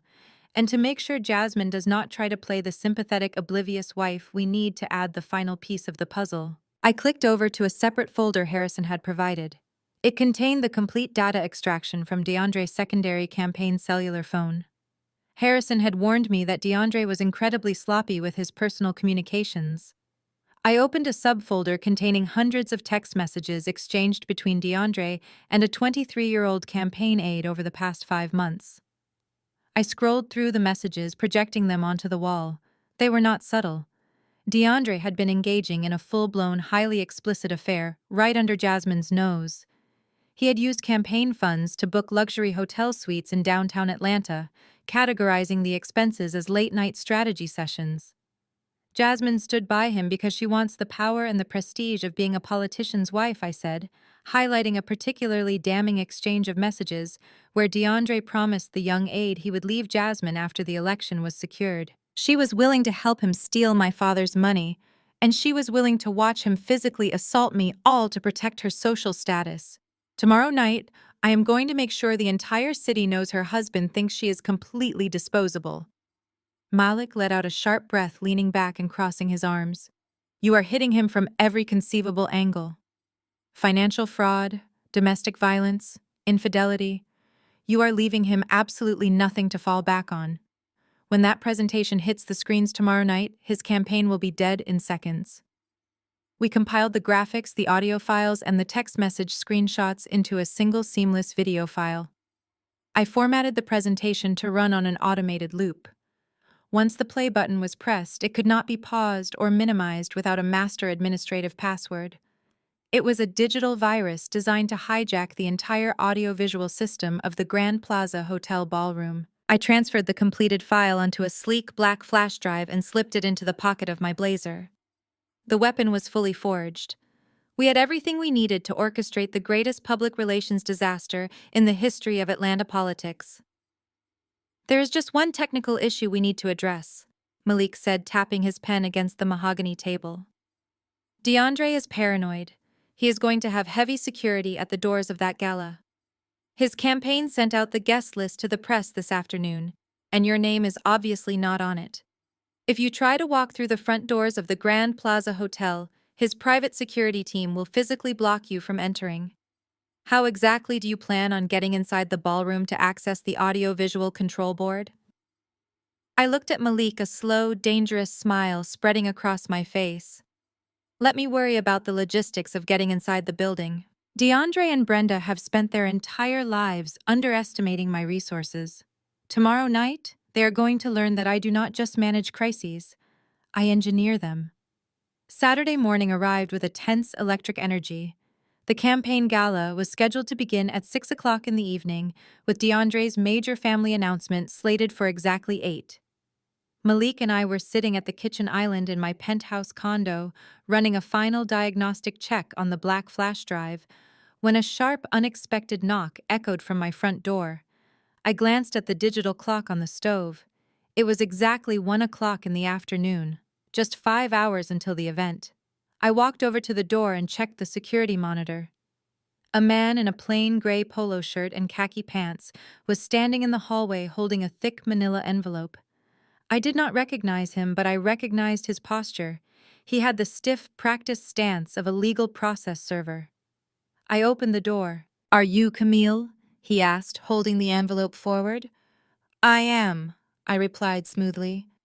"You have been served," he said, pressing the envelope into my hands before immediately turning on his heel and walking toward the elevators. I closed the door, my expression entirely neutral, and carried the envelope back to the kitchen island. Malik looked up from his laptop, his eyes narrowing as he recognized the seal of the Fulton County Court on the outside of the paper. "What did he do now?" Malik asked, reaching his hand out. I handed him the envelope. Malik tore it open and quickly scanned the first page. Within seconds, the blood drained completely from his face. He slammed the document down onto the marble countertop with a force that made the coffee cups rattle. "He got a judge to issue an emergency ex parte temporary restraining order," Malik said, his voice tight with suppressed rage. "It is signed by Abernathy again. DeAndre and Jasmine went to the courthouse this morning and filed a sworn affidavit claiming you physically threatened Jasmine's life during the country club brunch yesterday. They claimed you showed up uninvited, cornered her at her table, and told her you were going to destroy her." I leaned against the counter and crossed my arms. Technically, I did tell her I was going to destroy her reality, but I did not threaten her physical safety. She is weaponizing her own panic. It does not matter what actually happened. Malik fired back, running a hand over his face. Abernathy granted the order based on their sworn statements. You are legally barred from coming within 500 feet of DeAndre, Jasmine, or Brenda, and more importantly, the order specifically bars you from entering any venue where DeAndre is hosting an official campaign event. Malik began pacing the length of my kitchen, his legal mind racing to comprehend the roadblock. He outplayed us on the logistics, Camille. He knows you would never miss a chance to confront him, so he built a legal wall around the Grand Plaza Hotel. If you step foot anywhere near that ballroom tonight, his private security team will not just turn you away. They will immediately call the Atlanta Police Department. You will be arrested on the spot for violating a direct court order. You will be sitting in a holding cell while he stands on that stage and lies to the entire city. I picked up the restraining order and read through the standard legal boilerplate. It was a desperate, brilliant move. DeAndre was terrified of the Cayman Islands ledger. He did not know if I actually had the resources to expose him, but he was not willing to take the risk of me showing up at the gala and causing a scene. By securing the restraining order, he had guaranteed himself a completely captive, uninterrupted audience for his fake victory speech. "We cannot do it live," Malik concluded, stopping his pacing and leaning heavily against the counter. "We cannot risk you getting arrested. A mugshot of you in handcuffs would completely validate his entire narrative that you are unstable and violent. We have to pivot. We can mass email the video presentation to every journalist in attendance right as he takes the stage." I shook my head immediately. "Absolutely not. If we email the file, half of the reporters will not check their phones in time. The others will assume it is a digital deep fake orchestrated by a rival campaign. DeAndre will have time to spin it. He will have his crisis team issue a denial before the night is over. The only way to permanently destroy a narcissist is to shatter their image in real time in front of the people they respect the most with absolutely nowhere to run. It has to be on those massive projection screens." Malik threw his hands up in frustration. "And how do you propose we do that? I cannot operate the audiovisual board myself. I do not have the technical clearance, and the hotel staff will not let a random lawyer into the sound booth. DeAndre has completely locked you out." I looked at Malik and let out a soft, genuine laugh. Malik stared at me, completely baffled by my reaction. "Why are you smiling?" "We are legally locked out of the venue 5 hours before the execution." "Because DeAndre is an arrogant fool who never pays attention to the details of his own spending," I said, walking out of the kitchen and heading toward my master bedroom. "Follow me." Malik trailed behind me as I walked into my expansive walk-in closet. I reached to the very back of the clothing rack and pulled out a pristine, tailored emerald green power suit encased in a protective garment bag. I unzipped the bag and laid the suit carefully across the center island of the closet. "What are you doing?" Malik asked. "I am getting ready for the gala," I replied, turning to face him. "Let me ask you a question, Malik. When DeAndre was planning this massive opulent event to impress his wealthy conservative donors, who did he hire to cater the food?" Malik frowned, confused by the sudden change in topic. "I do not know. He was bragging on social media last week about securing Lux Plates. They are the most exclusive, expensive catering company in the Southeast. I saw the vendor invoice on Harrison's hard drive. DeAndre paid them over $200,000 for the night." I nodded slowly. "Lux Plates is indeed the most exclusive catering company in Atlanta. Their waitstaff wear custom tuxedos, they serve imported caviar, and they are notoriously difficult to book. DeAndre blew a massive hole in his remaining campaign budget just to secure them because he believes proximity to luxury makes him look legitimate." I walked over to my jewelry cabinet and opened a small, velvet-lined drawer. But what DeAndre does not know, and what very few people in this city know, is the corporate structure behind Lux Plates. I pulled out a heavy matte black security keycard and held it up. 3 years ago, the original founder of Lux Plates ran into a catastrophic financial crisis. He had overextended his credit lines to expand into corporate events, and a massive supply chain failure nearly bankrupted him. He came to my public relations firm, terrified that the news of his insolvency would leak to the press and destroy his brand. Malik was staring at the black keycard in my hand, his legal mind slowly connecting the dots. I did not just manage his public relations crisis. I continued. I saw a brilliant business with a temporary cash flow problem, so I used my shadow holding company in Delaware to quietly inject $3 million into his operations. In exchange for saving his company from absolute ruin, I took a silent 51% majority ownership stake in Lux Plates. Malik's jaw dropped. "You own the catering company. I am the legal majority owner." I confirmed, a cold smile spreading across my face. DeAndre literally used the money he embezzled from my father's business to pay my catering company to host his political gala. He funded my operations so I could orchestrate his downfall. Malik let out a loud, echoing laugh of pure disbelief. "He paid you. He actually paid you to cater his own destruction. But how does that solve the restraining order? If you get within 500 feet, you are still in violation. I held up a finger. That is where the legal nuance of the hospitality industry comes into play. The temporary restraining order bars Camille, the private citizen and estranged family member, from attending DeAndre's event as a guest. It bars me from interacting with him.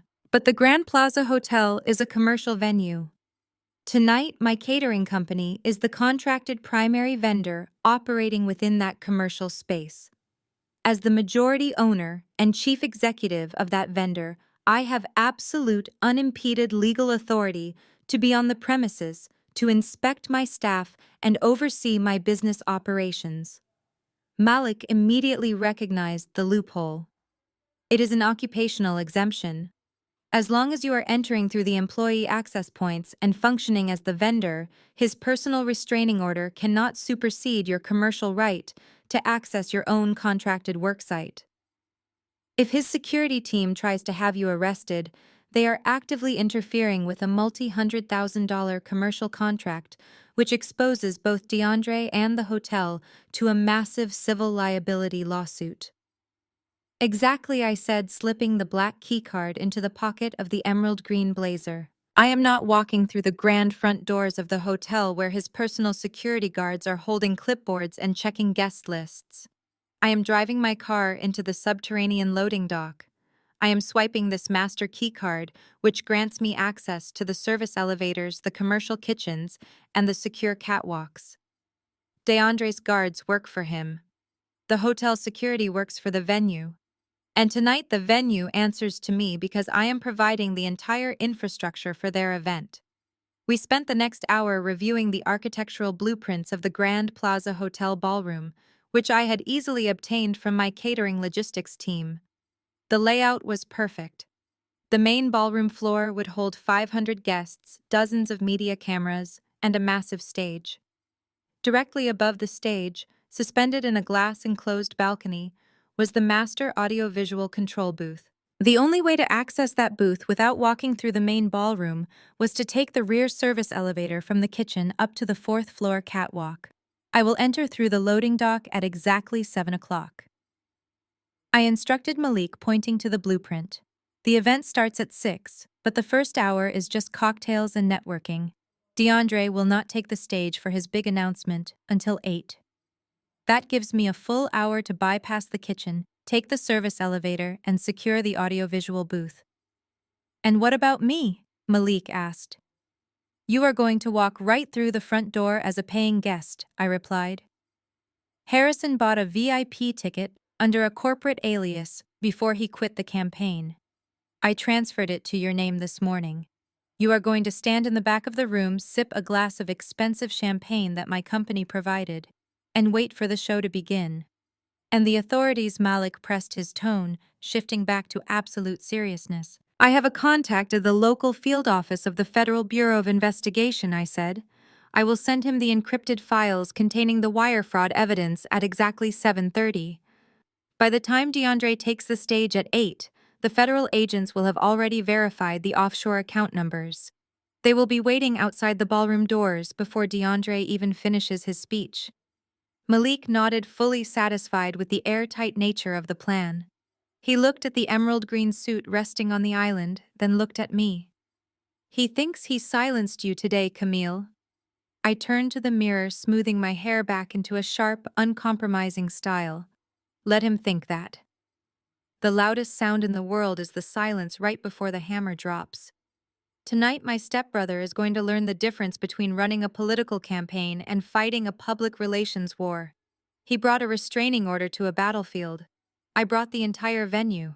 The Atlanta evening air was thick as I drove my dark sedan past the glittering main entrance of the Grand Plaza Hotel. Valets were rushing to open the doors of luxury vehicles. I saw a line of local news vans parked along the curb, their satellite dishes raised toward the darkening sky. DeAndre had truly pulled out all the stops to ensure his fake triumph was broadcast to the entire city. I kept driving, turning down a narrow, dimly lit alleyway that led to the subterranean levels of the building. The loading dock was a massive concrete cavern filled with delivery trucks and industrial dumpsters. Two heavy-set private security guards stood by the reinforced steel service doors, holding clipboards and looking bored. They were hotel staff, not DeAndre's private detail. I parked my car in a space reserved for vendor management, stepped out, and smoothed the lapels of my emerald green suit. The color was intentional. It was bold, unapologetic, and commanded absolute authority. I walked directly toward the security guards, holding the black master keycard in my right hand. The taller guard stepped forward, raising his hand to stop me. "Excuse me, miss," he said, his eyes scanning my tailored suit, clearly confused as to why a woman dressed for a high society gala was wandering around a damp loading dock. "This entrance is strictly for authorized vendors and hotel staff. Guest entry is around the front." I did not slow my pace. I held up the black keycard so the barcode caught the harsh fluorescent light. "I am the majority owner of Lux Plates," I stated clearly, projecting my voice so it echoed off the concrete walls. "We are the primary caterer for the event upstairs. I am here to conduct a quality assurance inspection on my staff." The guard looked at the black keycard, recognized the master vendor clearance level, and immediately stepped aside. "Have a good evening, ma'am," he muttered, swiping his own badge to unlock the heavy steel door for me. I stepped over the threshold and walked straight into the pulsing heart of the commercial kitchen. The transition from the quiet loading dock to the kitchen was like stepping into a different dimension. The air was thick with the scent of roasted garlic, expensive truffles, and sizzling meats. Dozens of chefs and line cooks wearing pristine white uniforms with the Lux Plates logo embroidered in gold were moving in a frantic, highly synchronized dance. Stainless steel pans clattered against industrial stoves. Waiters in custom black tuxedos rushed back and forth loading silver trays with delicate hors d'oeuvres. Nobody stopped me. Nobody questioned my presence. In the hospitality industry, a person walking with absolute purpose through a kitchen while wearing an expensive suit is immediately recognized as ownership. The head chef, a temperamental man I had personally approved for the position 2 years ago, caught my eye from across the expediting counter. He gave me a sharp, respectful nod before turning back to yell an order at his sous chef. I checked my phone. It was 7:15. Malik sent a secure text message. "I am inside the ballroom," Malik's text read. "DeAndre is holding court near the center bar. He is taking pictures with the mayor and 2 local news anchors. Jasmine is working the crowd by the front stage. They both look like they just won the lottery." I smiled and slipped the phone back into my pocket. They were drunk on their own manufactured reality. They were standing in a room financed by stolen money, eating food provided by the sister they had assaulted, and smiling for cameras that were about to broadcast their absolute destruction. I bypassed the main kitchen exit and walked toward the heavy freight elevators reserved for moving massive audiovisual equipment. I swiped my black keycard over the reader. The heavy metal doors slid open. I stepped inside and hit the button for the 4th-floor catwalks. The elevator ride was slow and vibrating, a stark contrast to the smooth glass elevators the guests were taking in the front of the house. When the doors finally parted, I stepped out into the hidden superstructure of the Grand Plaza Hotel. The catwalks were a network of suspended metal grating that hung directly above the decorative ceiling of the grand ballroom. It was dark hot and smelled of ozone and hot electrical wires. I walked quietly along the metal grating, my heels making soft clicking sounds that were completely drowned out by the muffled roar of the 500 guests mingling below. Every few feet, a massive lighting rig or a cluster of heavy speakers pointed down through the gaps in the ceiling architecture. I approached a large soundproof glass partition built into the wall overlooking the entire ballroom. This was the master audiovisual control booth. I opened the heavy door and stepped inside. The air conditioning in the booth was frigid. A massive electronic console covered the length of the room, glowing with hundreds of colorful sliders, buttons, and digital monitors.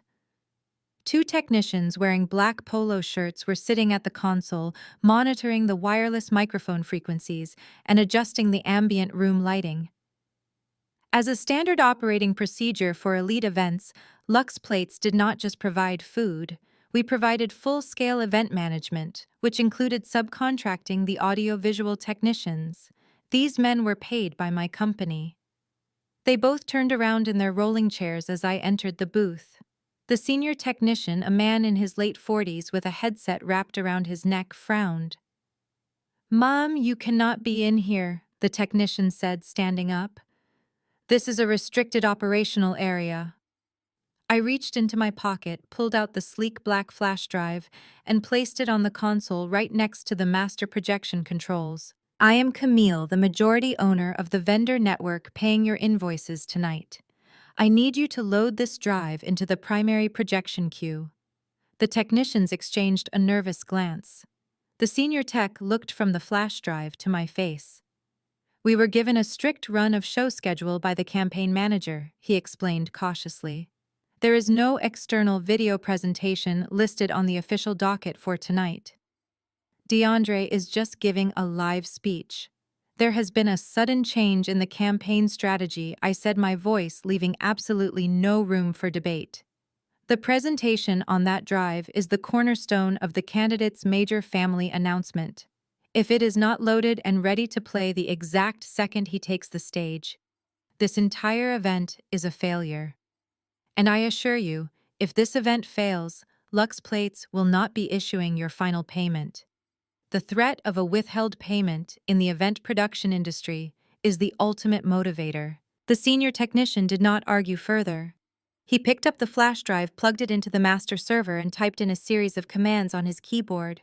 A small monitor to my left flickered, displaying the opening frame of the video Malik and I had created in the conference room. The bold white text against the black background was queued up perfectly. "It is locked into the main system," the technician said, stepping back from the board. "When do you want us to trigger the playback?" I walked around the console and stood directly in front of the massive glass window, looking down at the ballroom. From this vantage point, I had a godlike view of the entire event. I could see the sparkling crystal chandeliers, the lavish floral arrangements, and the sea of wealthy donors completely oblivious to the trap they had walked into. "Step away from the control board," I instructed both technicians without taking my eyes off the crowd below. "I will trigger the playback myself." They hesitated for a fraction of a second before complying, moving to the back of the booth and crossing their arms. They recognized that something highly unusual was happening, but they were paid to push buttons, not ask questions. I rested my hands on the cool metal edge of the console. I scanned the room below and quickly located the key players. Brenda was sitting at a VIP table near the front row, wearing a glittering silver gown and sipping champagne with the wives of two prominent real estate developers. Jasmine was near the stage stairs, talking aggressively to a frantic event coordinator. And then I saw him. DeAndre was standing in the very center of the room, surrounded by a tight circle of reporters holding microphones and voice recorders. He was laughing, tossing his head back, playing the role of the charismatic statesman flawlessly. He looked invincible. He looked like a man who believed he had completely outsmarted the world. I checked my watch. It was exactly 7:30. I pulled out my phone and opened a secure messaging application. I selected the contact for Special Agent Davis at the Atlanta field office of the Federal Bureau of Investigation. We had spoken earlier that afternoon, and he had been waiting on standby for my signal. I attached the massive encrypted folder containing Harrison's stolen campaign servers, the Cayman Islands ledger, and the fabricated vendor invoices. I typed a single sentence to accompany the data transfer. "The suspect is currently located at the Grand Plaza Hotel ballroom." I pressed send. I watched the progress bar quickly fill the screen until a small green checkmark appeared, confirming the massive trove of federal evidence was now sitting on the desk of a senior federal agent. The authorities had exactly 30 minutes to review the data, secure their warrants, and dispatch a team to the hotel before DeAndre even finished clearing his throat on that stage. The first domino had just been tipped over. I slid the phone back into my pocket and placed my finger gently on the master playback button on the control console. Below me, the lights in the ballroom began to dim, signaling the transition from the cocktail hour to the main program. The low hum of 500 conversations slowly quieted down as a soft spotlight illuminated the center of the massive stage. Jasmine hurried to her seat next to Brenda, smoothing her dress and putting on a wide, practiced smile for the cameras. The crowd directed their attention toward the podium. I stood in the cold, dark booth, surrounded by glowing monitors, holding the digital trigger that would end my stepbrother's life as he knew it. He had demanded my surrender. He had tried to legally banish me from the room.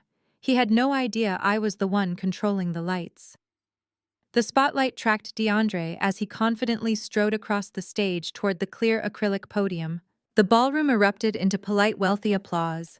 Men in expensive tuxedos and women in glittering evening gowns directed their undivided attention to the man who was actively defrauding them. DeAndre adjusted the microphone, offering the crowd a practiced, humble smile that completely masked the arrogant predator lurking underneath. "Thank you," DeAndre said, his voice echoing smoothly through the high-definition speakers suspended directly in front of my control booth. "Thank you all for being here tonight." Looking out at this incredible crowd, I am reminded of why I decided to run for city council in the first place. I see community leaders, I see innovators, and most importantly, I see family.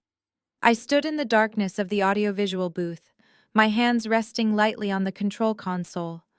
The two technicians stood behind me in total silence, watching the monitor. DeAndre gripped the edges of the podium, bowing his head slightly to simulate an emotional burden. As many of you know, this past month has been one of the most difficult periods of my life. Losing my father Warren was a devastating blow to our family. He was a titan of industry, a man who built a legacy of hard work, integrity, and absolute dedication to this great city. He paused perfectly, allowing a wave of sympathetic murmurs to ripple through the ballroom. I looked down at the front row. Brenda was dabbing the corner of her eye with a tissue, playing the grieving widow with Oscar-worthy precision. Jasmine was nodding solemnly, her posture perfectly straight for the press cameras lined up along the side walls. "It has not been easy."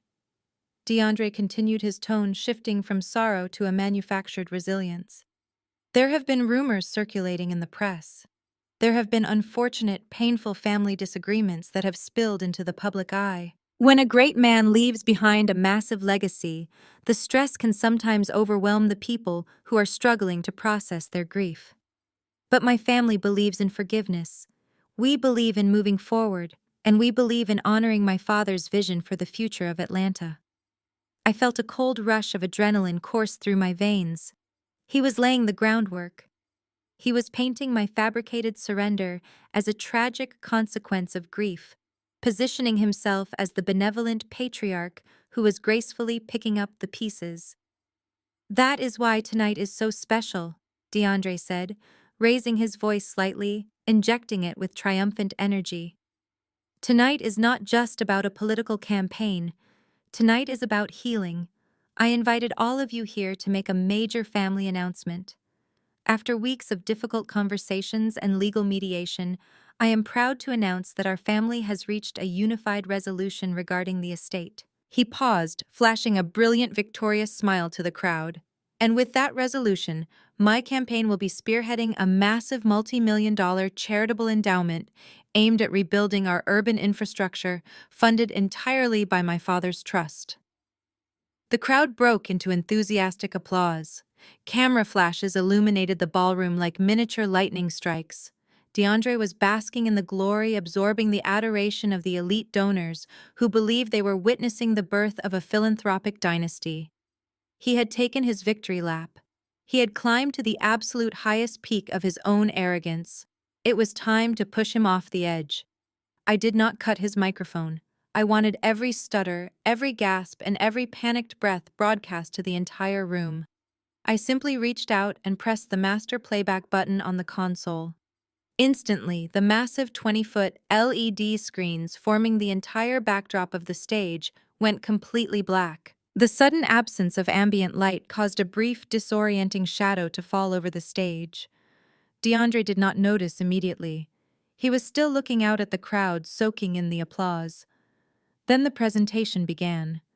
The screens flared to life with brilliant, blinding white text against a pitch-black background. There were no campaign logos. There were no pictures of his smiling face. There was only a massive high-contrast graphic displaying the official corporate seal of my father's logistics company. A sharp electronic hum resonated through the sound system, cutting through the applause. The crowd fell silent, their eyes drifting from DeAndre to the massive screens behind him. A bold red arrow appeared on the screen pointing from my father's company logo to a new text box. The box read, Cayman Islands Shell Corporation Authorized Signatory DeAndre. Below the text, a pristine high-resolution photograph of the offshore banking ledger appeared. It was the exact same photograph I had slid across the table to Jasmine at the country club. The numbers were massive, undeniable, and entirely visible to every single person in the room. $4.2 million. DeAndre continued smiling at the crowd, confused as to why the applause had suddenly died out. He tapped the side of his podium, thinking perhaps the microphone had cut out. Thank you, he repeated, his voice booming through the speakers. But nobody was looking at him anymore. 500 pairs of eyes were completely locked onto the digital execution playing out behind his back. The presentation transitioned automatically. The screen wiped clean and displayed a new graphic. This time it showed the Cayman Islands Shell Company with an arrow pointing directly to the official bank account of DeAndre's city council campaign. Beside the arrow, dozens of wire transfer receipts began to scroll rapidly up the screen. The dates of the transfers perfectly aligned with the dates of his most expensive campaign television advertisements. A collective gasp rippled through the ballroom. It was not a subtle sound. It was the visceral, immediate reaction of wealthy donors realizing they were attending a gala funded by stolen corporate assets. I watched the local journalists spring into action. The press corps, who had been lazily recording the speech for the morning news cycle, suddenly realized they were witnessing the political scandal of the decade. Cameramen shoved their way to the front of the stage, zooming their lenses in on the massive offshore banking receipts. Reporters began furiously typing on their phones. Down on the floor, Malik raised his glass of champagne toward the audiovisual booth, a dark, satisfied smile resting on his face. DeAndre finally felt the atmospheric pressure in the room shift. He noticed the reporters rushing the stage. He saw the wealthy real estate developers in the front row whispering frantically to each other, their faces twisted in disgust. DeAndre looked down at Jasmine for reassurance. Jasmine was not smiling. She was sitting rigidly in her chair, her face completely drained of blood. She was staring at the massive LED screen with an expression of sheer, unadulterated horror. She recognized the Cayman Islands ledger. She knew exactly what was happening, and she knew she was completely powerless to stop it. "What is going on?" DeAndre muttered into the live microphone, the sound carrying perfectly across the silent ballroom. He turned around. He craned his neck, looking up at the 20-foot screens just as the presentation transitioned to its most damning segment. The screen displayed a series of fabricated vendor invoices. The invoices were billed to a community outreach consulting firm registered under Jasmine's maiden name. A red line struck through the consulting description, replacing it with the actual destinations of the money. The screen flashed the irrefutable proof. Hundreds of thousands of dollars routed from the campaign accounts directly to high-stakes underground gambling syndicates. Another $80,000 routed to pay the mortgage on his luxury vehicles. The exact routing numbers, the dates, and the digital signatures were plastered across the wall in 10-foot-high letters. DeAndre froze. His entire body locked up as if he had been struck by lightning. His hands, which had been resting confidently on the edge of the acrylic podium, began to tremble so violently that the microphone stand rattled. "Turn it off." DeAndre stammered into the microphone, his voice cracking into a high, panicked pitch. He looked frantically toward the side of the stage where his campaign staff was standing. "Turn it off right now. Cut the feed." His campaign manager, a young man who had replaced Harrison just a few weeks ago, was staring at the screens with his mouth wide open, completely paralyzed by the catastrophic legal liability unfolding in front of him. The crowd erupted into chaos. A prominent city official sitting near the front row abruptly stood up, threw his cloth napkin onto the table, and began walking briskly toward the exit. Dozens of others followed suit, desperate to flee the room before the scandal could splatter onto their own reputations. The sound of scraping chairs and panicked shouting filled the massive space. Brenda finally realized what she was looking at. She stood up, her silver gown shimmering under the harsh camera lights, and pointed a trembling finger at the stage. "DeAndre." "What is that?" she screamed over the noise of the crowd. "What does that mean?" DeAndre ignored his mother. He grabbed the microphone, ripping it from its stand. "This is a lie," he shouted, his voice echoing frantically over the chaos. "This is a coordinated attack. My political opponents hacked the system. None of this is real." But the evidence on the screen was too detailed, too pristine, and too overwhelming to be dismissed as a simple political prank. The journalists knew what genuine banking records looked like. The donors knew what wire fraud looked like. They were watching a man desperately trying to plug a dam that had already completely collapsed. I stood in the cold audiovisual booth, watching him squirm under the crushing weight of his own actions. He was watching his political career, his freedom, and his entire fabricated identity burned to the ground in front of 500 people. But I was not finished. The financial ruin was just the opening act. It was time to destroy the very last shred of his humanity in front of the woman he had used to justify his crimes. DeAndre was gripping the broken microphone, his knuckles white, shouting over the rising din of the ballroom that this was a coordinated cyber attack. He was desperately trying to herd the wealthy donors back into his manufactured reality, sweating profusely under the harsh stage lights as he claimed political opponents had hacked the hotel's servers. He was looking for any lifeline, any excuse to survive the next 5 minutes. I did not give him the time to formulate a cohesive lie. I moved my hand across the control console and dragged the audio file directly into the primary playback queue. The massive surround sound system of the Grand Plaza Hotel was designed for concert-grade acoustics. It was built to amplify music and speeches to the furthest corners of the expansive room. When I pressed the master play button, DeAndre's voice did not just echo. It reverberated through the floorboards and rattled the crystal chandeliers overhead. "You are going to sign this paper!" The recorded voice of DeAndre boomed from the speakers, raw and dripping with malice. "You are not going to embarrass me. You are not going to ruin my election." The crowd immediately stopped moving. The wealthy real estate developers, the influential socialites, the bustling waitstaff, and the aggressive journalists. Every single person in the room froze in their tracks. The absolute terror of hearing a private violent threat broadcast at a high society gala paralyzed them. "I told you to leave," my own recorded voice echoed back, calm and steady despite the circumstances. Then came the climax of the audio.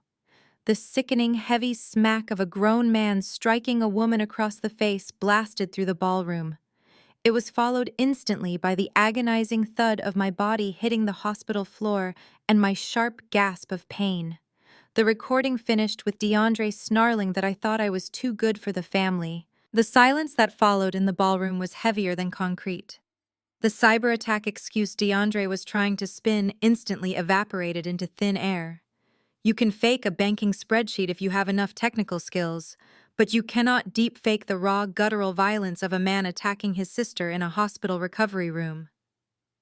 The acoustics of the slap, the undeniable sound of his specific voice, and the brutal reality of the domestic assault stripped away every last ounce of his political armor. A woman standing in the second row covered her mouth, a quiet sob of horror escaping her lips. The mayor of Atlanta, who had been posing for photographs with DeAndre just 30 minutes ago, turned his back entirely. He gestured sharply to a security detail, signaling them to escort him out of the room immediately.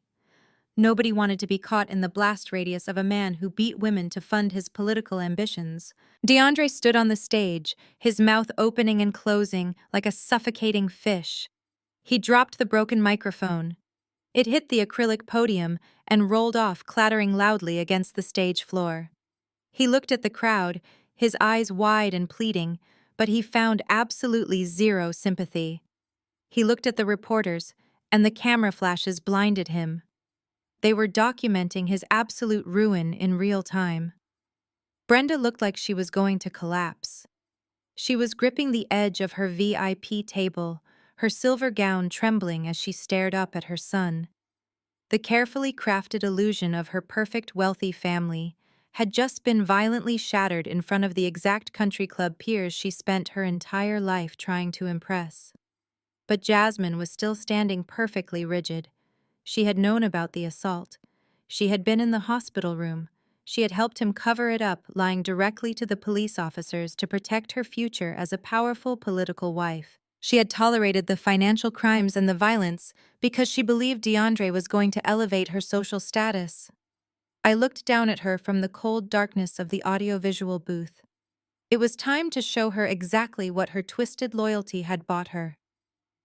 I tapped the next sequence on my keyboard. The massive 20-foot LED screens behind DeAndre wiped away the Cayman Islands banking records.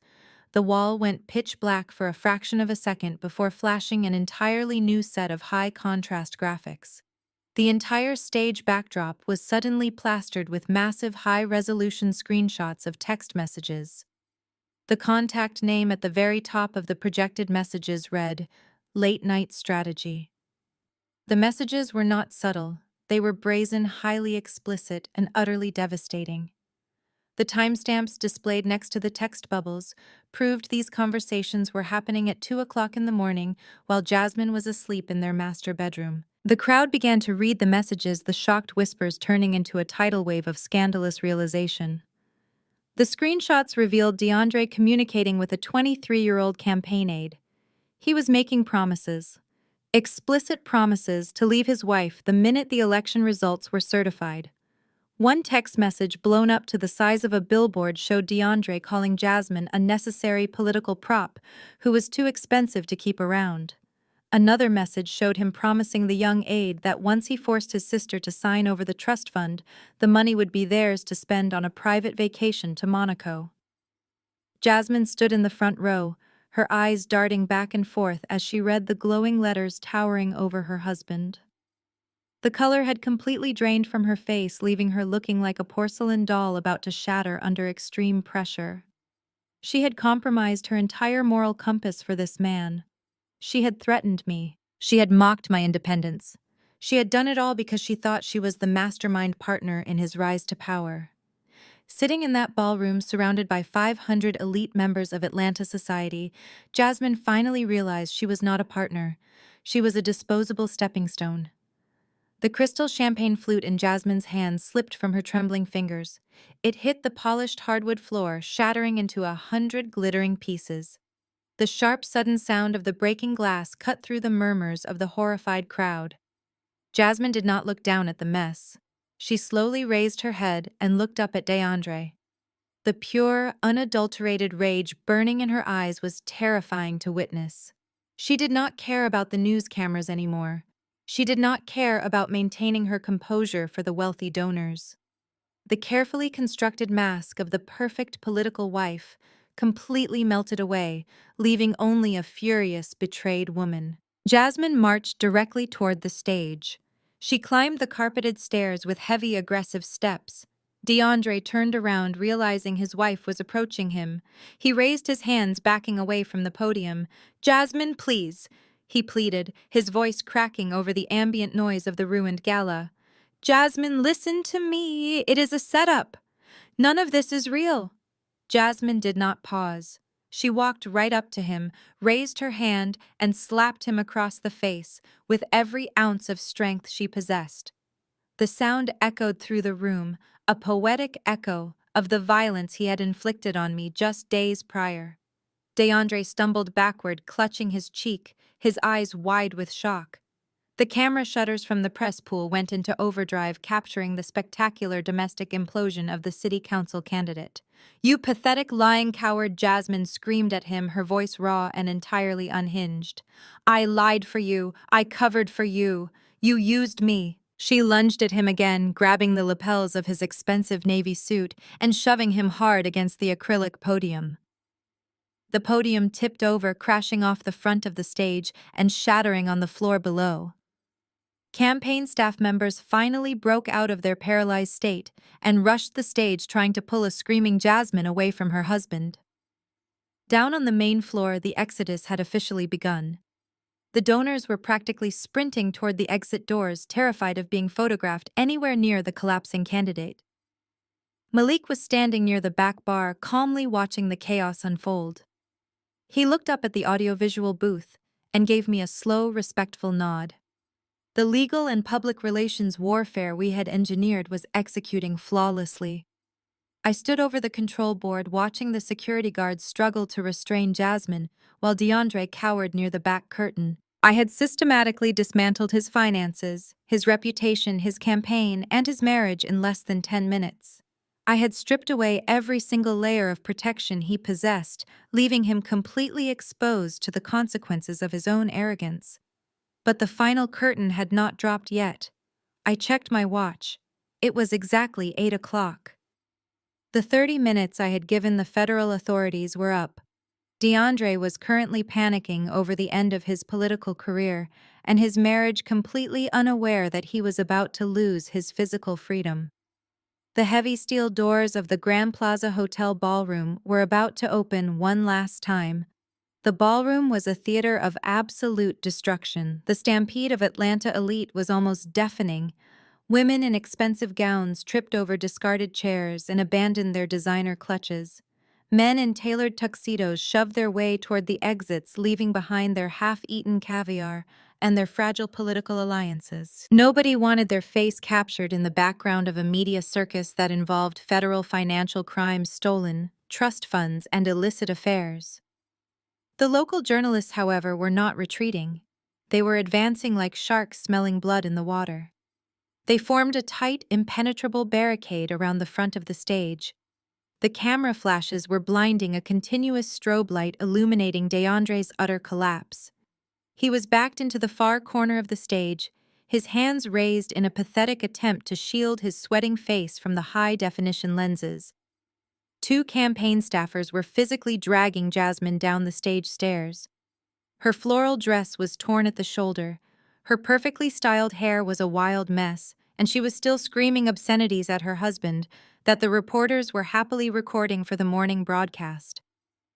Amidst the chaos, Brenda stood completely frozen at her VIP table. Her shimmering silver gown looked entirely out of place in the middle of the disaster zone. She was looking frantically around the room, desperately searching for the source of the nightmare. She turned around, looking past the fleeing donors, and her eyes followed the bright beam of the projector all the way up to the glass-enclosed audio-visual booth on the fourth-floor catwalk. The glow of the control console illuminated my face in the darkness. Even through the soundproof glass in the distance, I saw the exact moment recognition hit her. Her jaw dropped. Her hands began to shake violently. Brenda did not run toward the exit with the rest of the wealthy socialites. She picked up the heavy skirts of her silver gown and sprinted toward the rear service doors. I watched her disappear into the back hallway, knowing exactly where she was heading. She was coming to the booth. The two technicians standing behind me nervously shifted their weight. One of them reached for the door handle to lock it, clearly terrified of an impending physical altercation. I shook my head, stopping him immediately. "Let her in," I instructed calmly. "She needs a front row seat for the finale." Less than a minute later, the heavy metal door to the audiovisual booth was thrown open. Brenda stood in the doorway, gasping for air. Her chest was heaving. Her expensive makeup was smeared with tears of panic and exertion. She took one look at the massive 20-foot screens projecting her son's offshore bank accounts, and then she looked at me standing smoothly by the control board in my emerald green suit. "Camille," she choked out, stepping into the frigid air of the booth. "What are you doing? Turn it off. You have to turn it off right now. You are destroying him." I kept my hands resting lightly on the edge of the console, my posture perfectly straight. "I am not destroying him, Brenda. He destroyed himself. I am just providing the lighting." She ran forward, grabbing my forearm with her manicured hands. Her grip was tight and desperate. Her long fingernails dug into the fabric of my suit. "Please," she sobbed, the arrogant country club matriarch, completely replaced by a terrified, begging woman. I will do whatever you want. We will sign the estate over to you tomorrow morning. We will drop the elder abuse charges. Just shut down the screens and tell the press it was a mistake. We are family, Camille. We are family. I looked down at her hands clutching my sleeve. I felt absolutely nothing. No pity, no remorse, no hesitation. I slowly pulled my arm away from her grip, stepping back so she was forced to look me directly in the eyes. Family does not leave you bleeding on a cold hospital floor, I said, my voice dropping to a sharp, icy whisper that cut straight through her hysterical sobbing. Family does not try to lock you in a psychiatric ward to steal a dead man's money. Family does not freeze your bank accounts and try to starve your employees out of sheer greed. I gestured toward the massive glass window overlooking the ruined ballroom. I am not your family, Brenda, I said, delivering the cold truth with absolute precision. I am a public relations executive, and right now I am just doing my job. This is crisis management. Before Brenda could formulate another desperate plea, a loud booming voice echoed from the main floor below, cutting through the shouting reporters and the fleeing guests. Federal agents, clear the room! I looked down through the glass partition. The heavy steel doors at the grand entrance had been thrust wide open. A team of 6 men and women, wearing dark windbreakers with the bright yellow letters FBI printed across the back, marched into the ballroom. They moved with absolute tactical precision, parting the sea of remaining guests and aggressive journalists like a knife slicing through water. Leading the federal procession was Malik. My attorney walked with his shoulders squared, his expensive suit immaculate, looking every bit the legal shark he was. He pointed directly toward the stage where DeAndre was still cowering behind the fallen acrylic podium. Special Agent Davis, a tall, imposing man with a stern face, stepped forward. He did not care about the flashing cameras. He did not care about the opulent decorations or the political nature of the event. He was holding a stack of freshly signed federal arrest warrants. The agents quickly ascended the stage stairs. DeAndre tried to back away, his hands raised in surrender, but his back hit the heavy velvet curtains. He had absolutely nowhere left to run. DeAndre Special Agent Davis announced, his voice carrying clearly over the ambient noise of the room. You are under arrest for federal campaign finance fraud, wire fraud, and the embezzlement of corporate assets. Turn around and place your hands behind your back. DeAndre began to hyperventilate. His knees buckled slightly, his perfectly groomed political facade completely shattering. No, wait, you have the wrong information. This is a misunderstanding. I am a city council candidate. You cannot do this to me. Let me call my lawyer. The agents did not hesitate. 2 of them stepped forward, grabbing his arms and forcefully spinning him around to face the massive LED screens broadcasting his crimes. The sharp metallic click of steel handcuffs snapping around his wrists echoed through the room. It was the most satisfying sound I had ever heard in my entire life. The press corps went absolutely feral. They surged forward, their cameras pressed against the edge of the stage, capturing every single angle of the wealthy, arrogant politician being frog-marched off his own stage in federal handcuffs. Jasmine, who was still being restrained by the campaign staff near the side exit, watched her husband being taken away by the Federal Bureau of Investigation. She did not cry for him. She covered her face with her hands, knowing her own social and financial ruin was permanently tied to the man in handcuffs. Beside me in the audiovisual booth, Brenda let out a guttural, agonizing wail. She collapsed to her knees on the hard floor, her hands covering her face as she sobbed uncontrollably. She watched her golden child, the son she had prioritized over everyone else, the son she had enabled and protected for decades, being escorted out the back doors of the Grand Plaza Hotel by federal authorities. His political campaign was over. His marriage was over. His freedom was entirely gone. I looked at Brenda, kneeling on the floor, weeping over the ashes of her shattered empire. I reached into my pocket, pulled out the sleek black keycard, and handed it to the senior audiovisual technician. Keep the presentation running on a continuous loop until the ballroom is completely empty, I instructed him calmly. And make sure the press gets a clear shot of those offshore account numbers for the morning papers. I turned my back on my stepmother, walked out of the frigid control booth, and headed toward the service elevator. The air in the catwalk felt lighter. The suffocating weight of my toxic family had finally been lifted. My work here was entirely finished. 3 months is a remarkably short amount of time to completely dismantle and rebuild a reality, but in the world of crisis management, 90 days is an eternity. The morning after the gala, the city of Atlanta woke up to a political earthquake. The front page of every local newspaper and the top story on every morning broadcast featured the exact same image. It was a high-definition photograph of DeAndre being escorted out of the Grand Plaza Hotel in federal handcuffs, the glowing offshore bank account numbers, perfectly framing his terrified face in the background. The gossip blogs that had eagerly published his lies just days prior completely turned on him, scrambling to cover the massive federal fraud investigation. DeAndre did not get to go home that night. Because he was deemed a flight risk with access to offshore capital, a federal judge denied his initial request for bail. He has spent the last 90 days sitting in a heavily guarded holding facility, awaiting his official sentencing. His high-priced campaign defense attorneys formally withdrew from his case the moment they realized his campaign accounts had been seized by the Federal Bureau of Investigation. He is currently being represented by a highly overworked public defender. Given the sheer volume of digital evidence Malik and Harrison provided to the authorities, the prosecutors are not offering a plea deal. DeAndre is facing a minimum of 15 years in a federal penitentiary. Jasmine proved exactly how deep her loyalty truly ran.